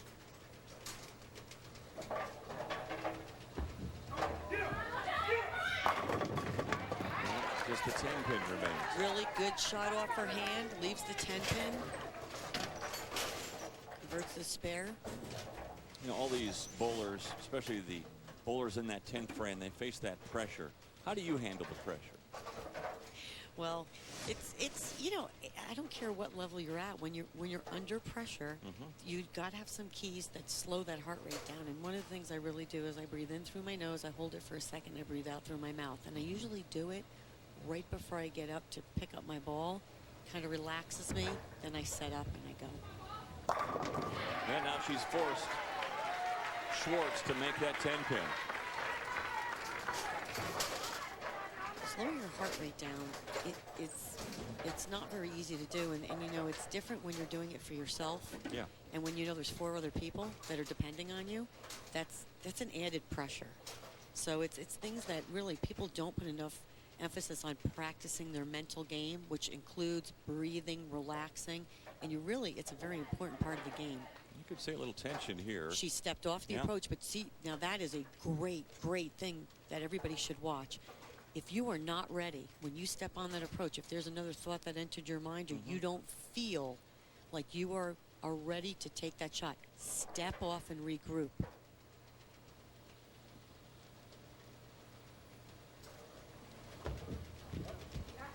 She got it. Clutch. Stephanie Schwartz. I mean, that's a shot she'll make 99 times out of 100, but in that pressure situation, to come through for her team and to give them a 3-2 lead. She still needs a little pin count here to finish it off, but we'll see how much pin count after Bond gets through.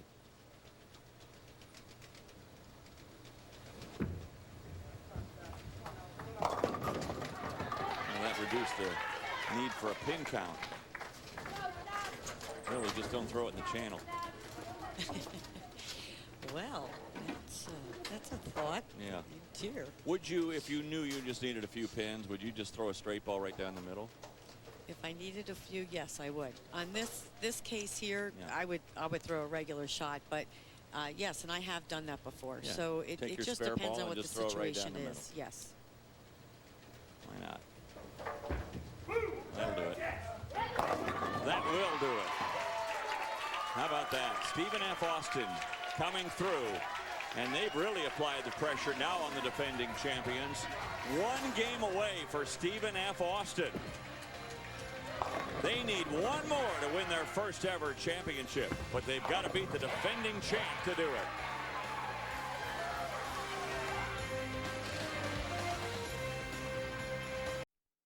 Northwestern Mutual. We welcome you back to North Brunswick, New Jersey. Could be all over after the next game, or will Nebraska come back and force a Game 7? We're all set for Game 6 here with the Hall of Famer Carolyn Doran Ballard. I'm Dave Armstrong, and we start with the senior Danielle Lynn bowling for Stephen F. Austin.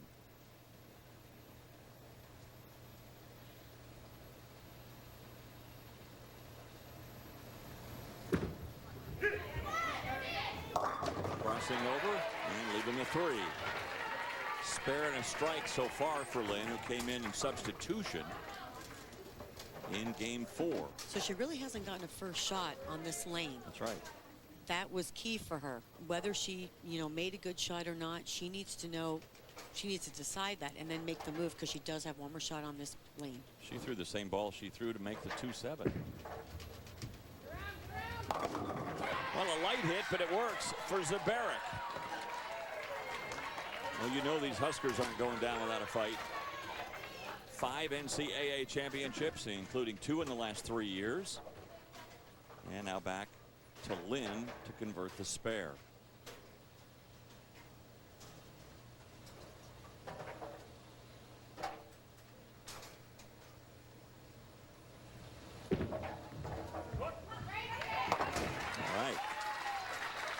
It's going to be interesting to watch the demeanor of both teams during this game because, you know, here we are. It could be over for one, okay, in both ways. Yeah. It could be Stephen F. Austin's first championship. It could be Nebraska winning and going to the final game. So it's going to be interesting to see how they handle that pressure. Hazelwood says, what pressure? Fantastic shot. She's using a stronger ball. She's in an alpha crux. Ball is just reads that middle part of the lane, smooth, and then just continues through the pocket, almost hitting the 8-pin as it's going through off the deck. She's been one of the top 2 or 3 bowlers in this match. And now Bethany Headley with her personal coach, Kelly Belzeski. I was just going to say, Kelly gets up to some of the players, right? Says a little something right before they're getting ready to get on the approach. Once again, it goes back to that, what was that last mental thought? Puts them in the right frame of mind. What would you like for someone to say to you right before you get up? Oh, geez, my friends are going to laugh when you hear my response. I don't want anybody talking to me right before I get up. I do enough talking. Whatever she said, it worked. The Queen strikes again. And they have the picture, too. I mean, that goes with it. It's not just the curtsy and the bow and all of that, but it's also the picture, the photo op time. She doesn't really like to get right and have to really swing that ball. She has stayed within her game. They have kept her in the right part of the lane so she can keep the ball in front of her and just execute her shot. Great play there. Sarah Grant trying to answer.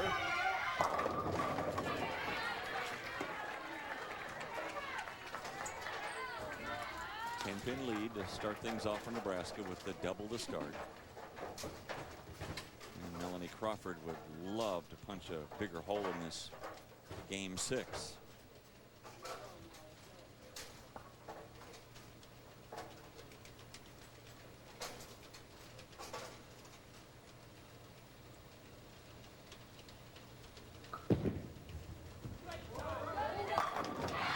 And she did. A 20-pin lead now. Playing a little bit straighter when she gets that ball from 16 to 10, which is that tracer down the lane. Every time she hits it, her ball goes high flush.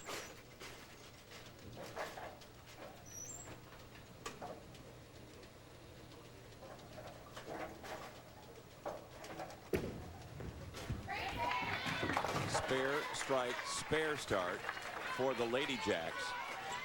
3 straight strikes to the start for the Huskers.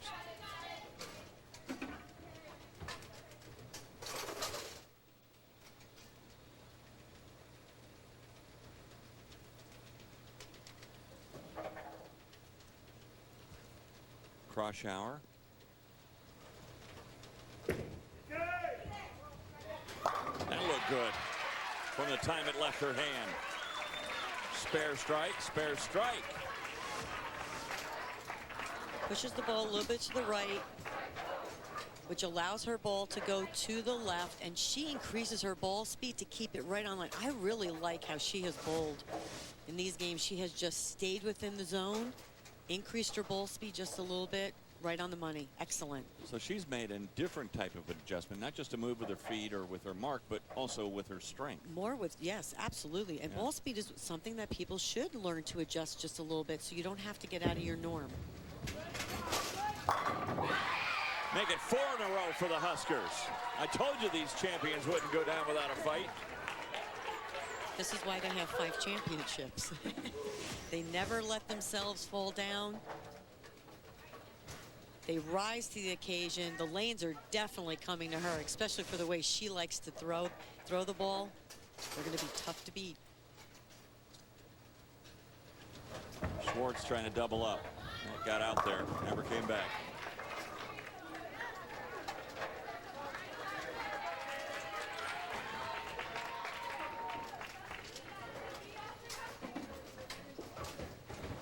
Look at Steve Lemke. He doesn't seem too concerned.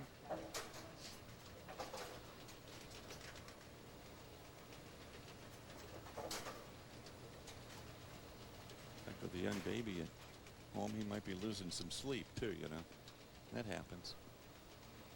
Could it be 5 in a row for Nebraska? Could it be? It could be. Wow, what a statement. And a 40-pin lead. Fabulous first 5 frames. You could also see the girls get on the approach, take a deep breath. Uh-oh, and an open frame in the 5th. Rare open for Stephen F. Austin, and boy, it's looking more and more likely we're going to a game 7. As Shakespeare would say, the game is afoot.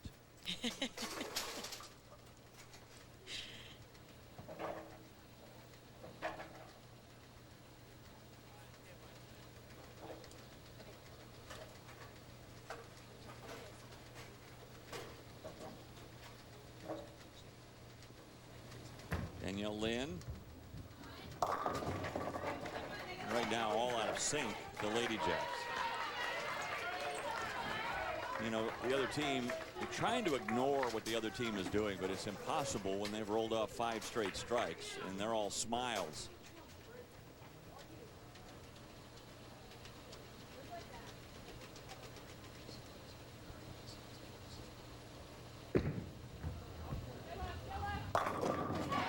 Make it 6 in a row. And that's sort of a, oops, I didn't mean to do it, but oh, I'll take it. The last shot, I should say the first shot, when she got up there on this lane, she was definitely a little bit more up the back of it. That ball had a little bit of a smoother motion. Great shot. That one, she definitely came around over on the top of it. And once again, you can see she got the break, though. Went Brooklyn.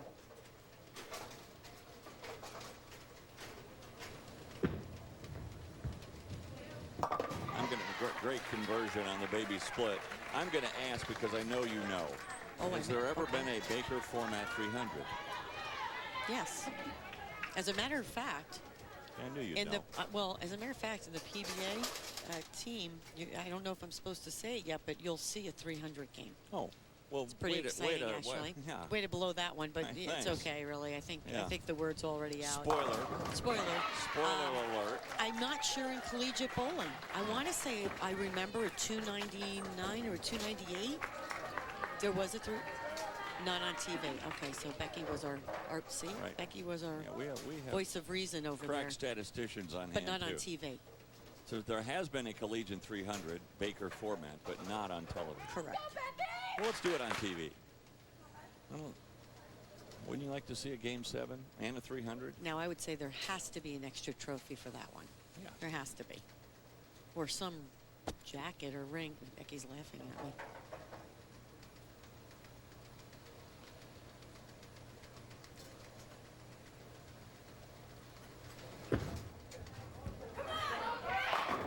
Well, let's see all that talk about it.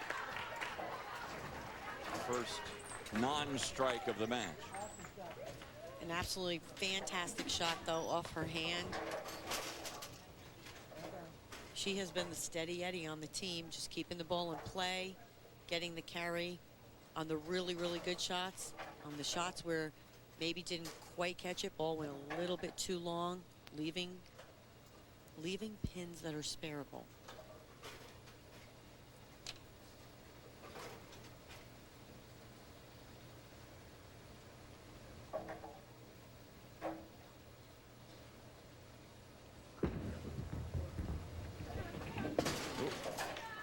First open frame, not only first non-strike, but first open frame, but comes at a time when Nebraska has a 62 or 52 pin lead. Oh, it's down to 49 now with that miss. And a strike in the 7th. So Stephen F. Austin saying, well, we're not done yet. Let's just string some together here to end this game. Apply the pressure right back on Nebraska. This is where the momentum can change immediately in a game, and you need to take advantage of it.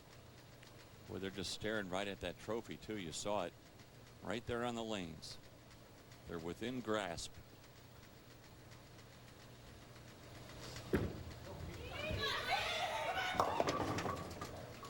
Another washout.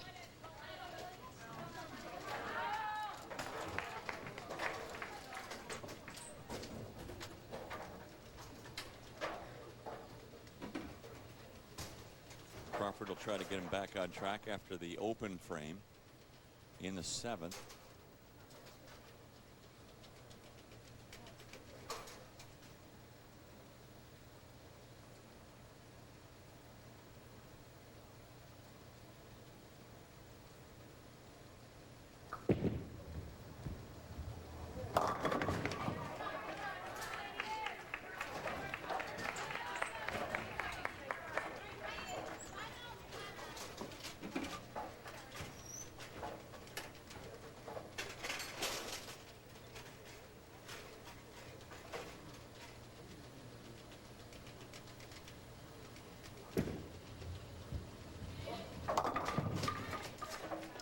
Open frame, and not a good sign for the Lady Jacks, and they're probably already starting to think ahead to a game 7 now.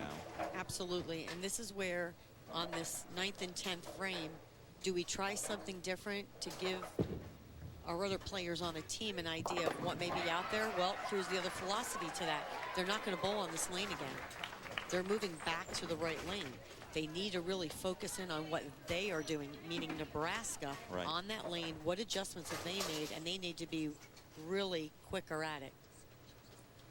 Well, really, Nebraska at this juncture just needs to come up with 9 more pins, and they'll win it. So only a 196 maximum game possible for the Lady Jacks.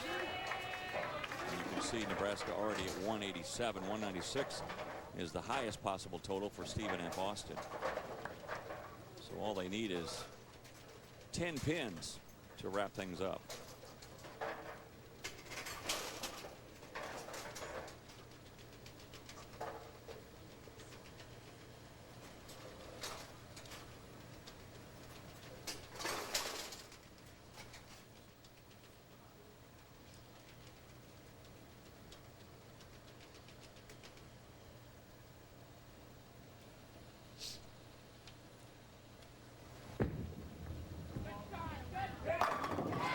That'll do it. Nebraska will force a game 7 with that shot.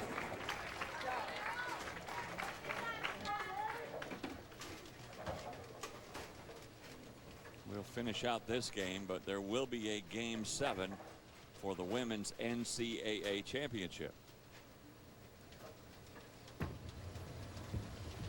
Do you notice whether there is an edge for one particular lane or the other, and where you would want to bowl if you had the choice? Well, right now, higher seed will choose what lane they want to. That means Nebraska. Start it right, exactly. Okay. If this were me right now, Nebraska has to really consider that. Well, Stephen F. Austin obviously does not like that left lane. Yeah. I mean, basically, they just shot, you know, or they're going to shoot basically a 160. And they were 164 the last time on this lane. Okay. Me, I would probably, you know, it's how you feel about your team. Are they stronger in the beginning or are they stronger at the end? If I were Nebraska, I'd make them finish on that left lane. Yeah. I think I would make them finish because Nebraska has stayed strong on both lanes. Yeah. So make them have to finish and make them have to make good shots on the lane that they have not been lined up on. That's a good point. So it's not necessarily the lane that you prefer, but you also know the lane the other team doesn't prefer. Absolutely. Absolutely. So a 160 in this game and a 164 the last time they were on this lane. And Nebraska has already made the decision, and you are right. They've gone with a strategy. They're going to force Stephen F. Austin to try to come together where they've struggled twice in a row on this left lane. Nebraska will stay on the right for Game 7. It's their choice. Absolutely. And here's the thing. This is what Stephen F. Austin's going to have to battle this game. Number one, they need to get lined up and quick. Number two, mentally, they have got to stay tough because Nebraska is shooting 230. So you already know you're going to have to shoot. If they stay on track, you're going to have to shoot 200 plus. That's right.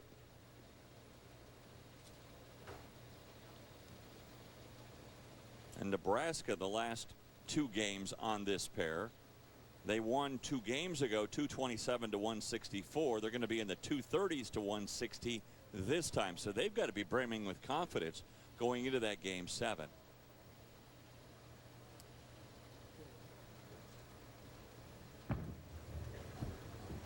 And that wraps things up. A nice finish for Nebraska, and they win at 237 to 160, setting up a Game 7 for the trophy, the 2016 NCAA Women's Bowling Championship. Nebraska has struck their way to force a Game 7 for the championship, and it's coming up next on the U.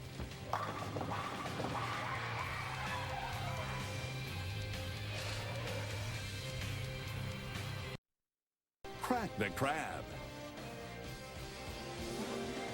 We started 2.5 hours ago, I should say, at Nebraska, and Stephen F. Austin have now forced a Game 7. Nebraska trying to win their 2nd championship in a row and their 6th overall for their head coach, Bill Straub, and for the Husker Nation. Meanwhile, Stephen F. Austin, this is their 2nd straight year facing Nebraska in the finals, and the Lady Jacks are trying to win their first ever NCAA Women's Bowling Championship. They're all playing for a trophy over there, but they're playing a whole lot more than that. The NCAA Gymnastics Championships is on the air, and it's currently airing on ESPN News. The Gymnastics Championship is on ESPN News, presented by Northwestern Mutual. We will get you to that Gymnastics Championship at the conclusion of this bowling championship. Danielle Lynn.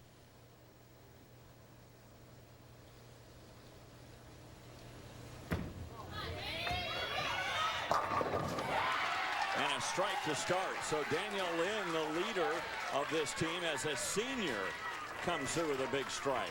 They need to come out charging. That is going to be one of the keys. Nebraska doesn't let go, and they don't let down. They just keep fighting back, so you've got to put the pressure on them. Zabarek. A little high. And a split to start for Nebraska. Well, the drama within this game is, can Stephen F. Austin figure out the left lane? And Nebraska, who started so strong in the last game, goes right through the nose here and leaves the 4-6-7 split. So get the pin count in that first frame. You know, we have a little bit of a commercial break, and I'm telling you, it's very hard to wait and then come back and be, you know, pumped up and keep your ball speed up. But it's very important to mentally prepare for that. She looked a little bit slow on the shot, ball went through the nose. Ooh, good shot by Hazelwood, the freshman again, and the 10-pin tap. 2 aggressive shots in the first and second frame. Real good shot. Flat 10, needs to just stay on the spare, move on to the 3rd frame. Now Headley.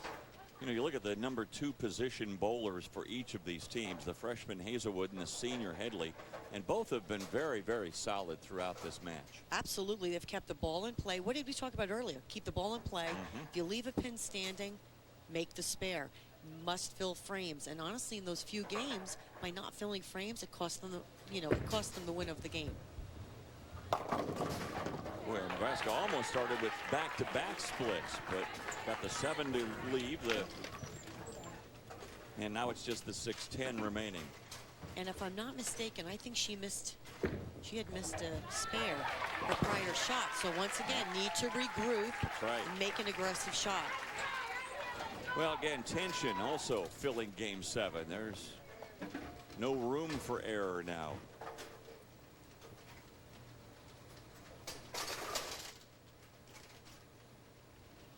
Well, Coach Strop said they need to stick to fundamentals and get their anxiety under control because pressure is going to be there. All right, a mark in the second. Stephen F. Austin, they said, don't get caught up in the other team. Pay attention to what we are doing and stay in that moment. And that's what they need to key on right now. Once again, if you're looking for the NCAA Gymnastics Championship, it's currently airing on ESPN News.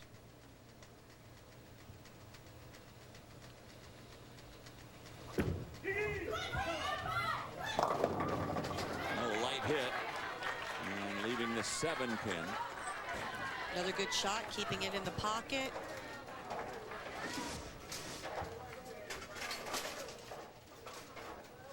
She definitely made a little bit move left, got that ball down to the tracer, came in a little bit light. Just stay there, make your spare.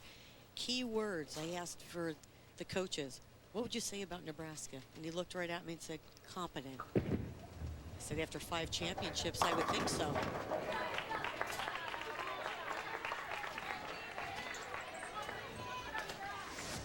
That was a great shot.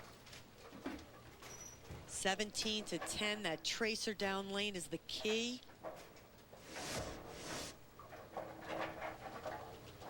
I don't know. People argue about that shot in bowling. I say it's just a bad break. I mean, it's a great shot, just a bad break. Everybody goes, it's not a bad break. Your ball didn't go through the pins right. Well, whatever. You hit the pocket. I mean, it happens. I mean, what are you going to say? You know, can't overanalyze.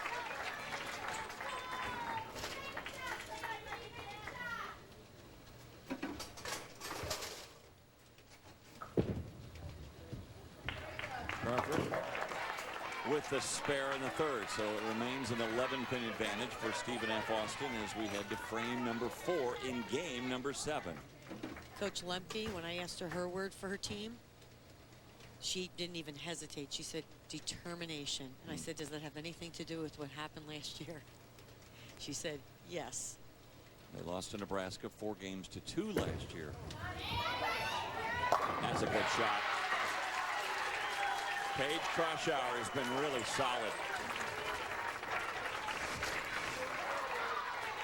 This is what you need, keeping that ball right in front of you. Great line of the pocket. She has just made some excellent adjustments. She has been the key to this middle of the game right before getting to the 5th frame. I mean, that 3rd to 4th, she motivates people. Rock solid. Boy, look at that, Jasmine Mason. Better than 50% of the time she gets a strike.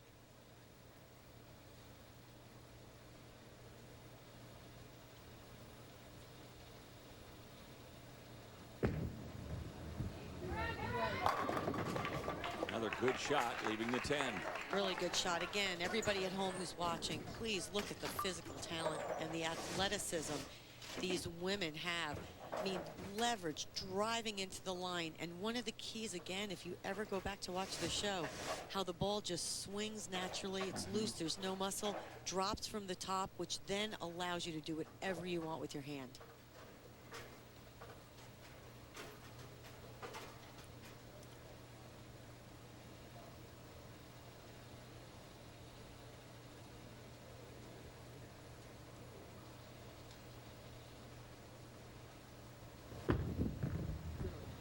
On. Yep. All right. So a mark, but a spare in the 4th, and a chance now for a 22-pin lead. The bowler of the year, Stephanie Schwartz.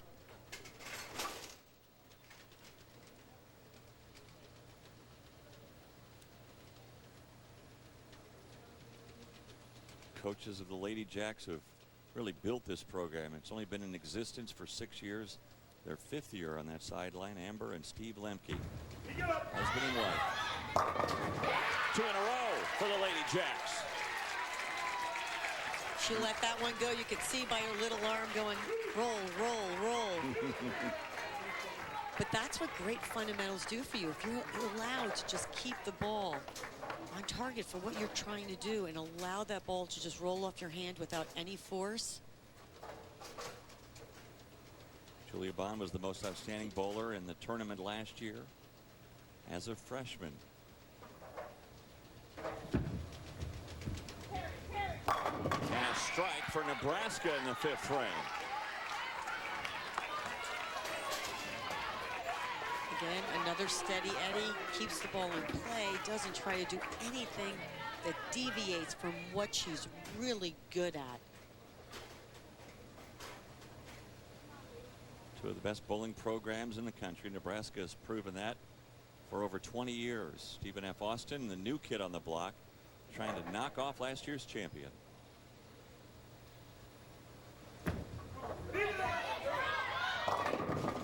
Got him to mix up, and 3 in a row. Danielle Lynn.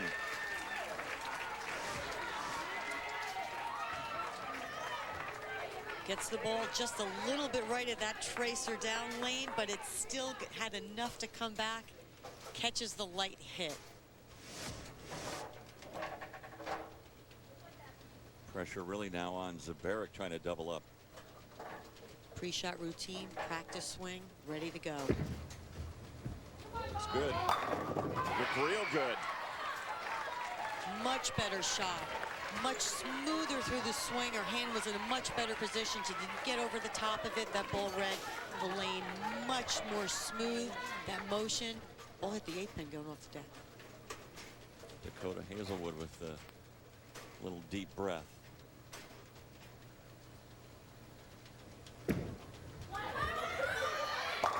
Wow. Pouring it on now, the Lady Jacks.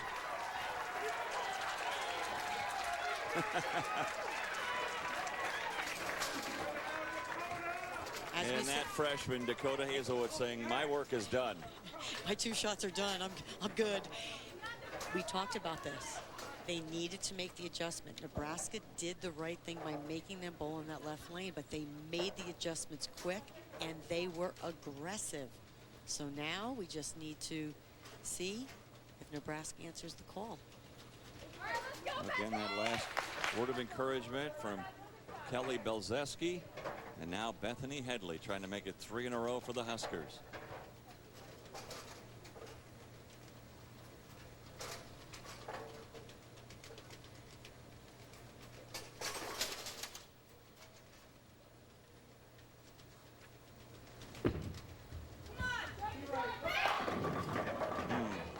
Another good shot, just leaving that 7. Don't forget the NCAA Women's Gymnastics Championships currently airing on ESPN News. So if you're looking for that, go to ESPN News. It'll be on ESPNU at the conclusion of this bowling championship.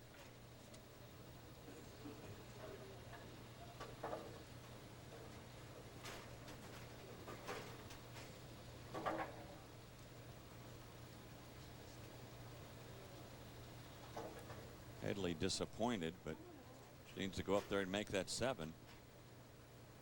Unless they make a substitution here, which I don't think they're going to do. She just had to sit down and think about it for a second.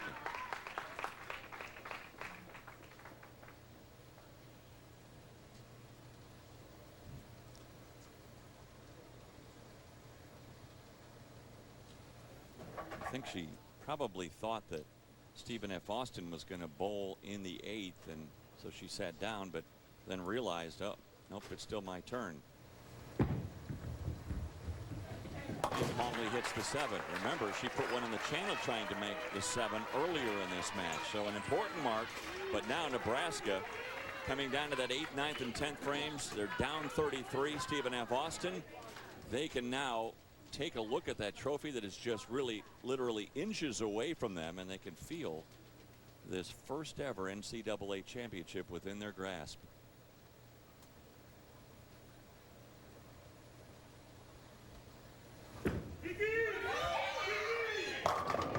How about that? The Lady Jacks.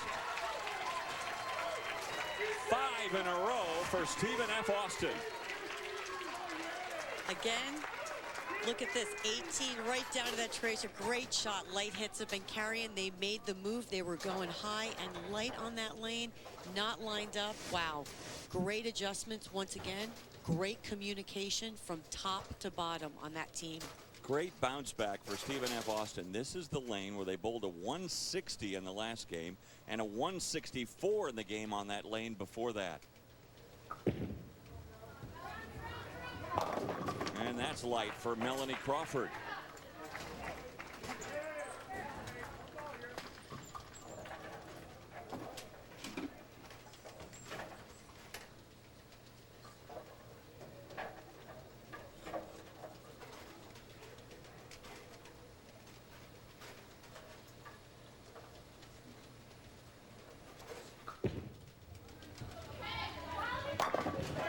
Another mark, but well, they need to string together 4 straight strikes to close out the game to have any chance at all, the way Stephen F. Austin has been putting them together from the 4th frame on, and now we come to the 9th frame.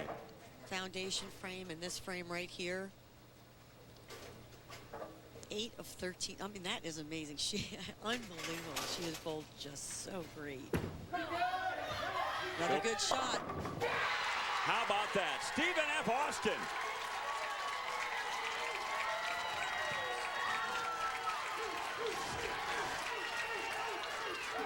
Look at this. She had just been on target. Hits that just to the board of that tracer, to the right of it, and still she had one of the best reactions and just kept it online and increased her ball speed. Unbelievable. Danielle Lynn, the lone senior on the Stephen F. Austin teams, almost can't believe it. She came to Nacogdoches when this program was just in its infancy. And now Danielle Lynn and the Lady Jacks know they're just moments away from carting off that trophy. The tears are already starting to flow.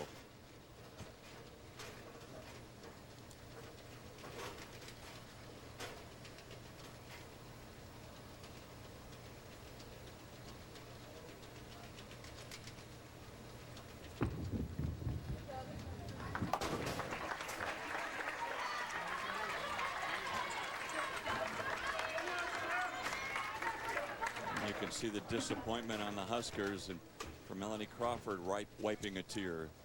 Her senior campaign, but she had a championship last year.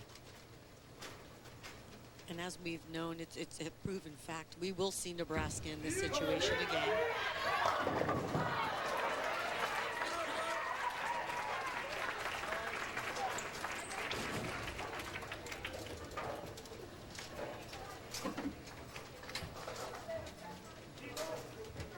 Now Julia Bond is again showed her class and dignity and excellence. But she already knows that this match has already been wrapped up by Stephen F. Austin. No matter what she does. Boy, after her first few shots, she just had another one. Great reaction. Kept the ball in the pocket, just repeating the shots. Another thing we see out of these athletes is that their repeating of their shots is just, they do it more and more and more often. Now they're celebrating now, and why not?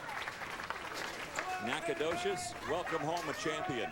Stephen F. Austin Lady Jacks win their first ever NCAA Women's Bowling Championship. Congratulations to Steve Lemke and his wife Amber, and their new son Ryder, who's become a great good luck charm for the Lady Jacks this year.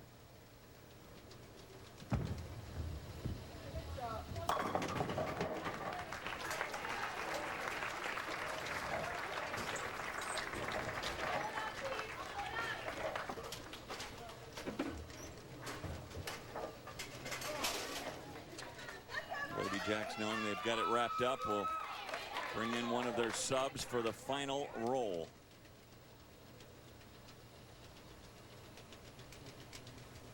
Paige Beanie.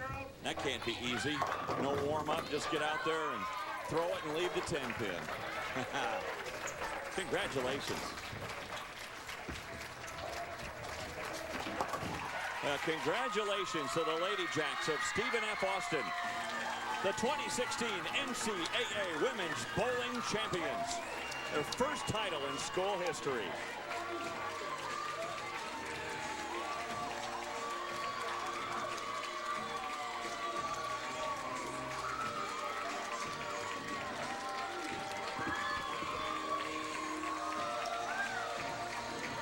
Terrific run for the Lady Jacks. They went through the semifinals. They won that in style. And now Ryder comes out to celebrate. Don't cry, young man. You're a champion. They made the right adjustments.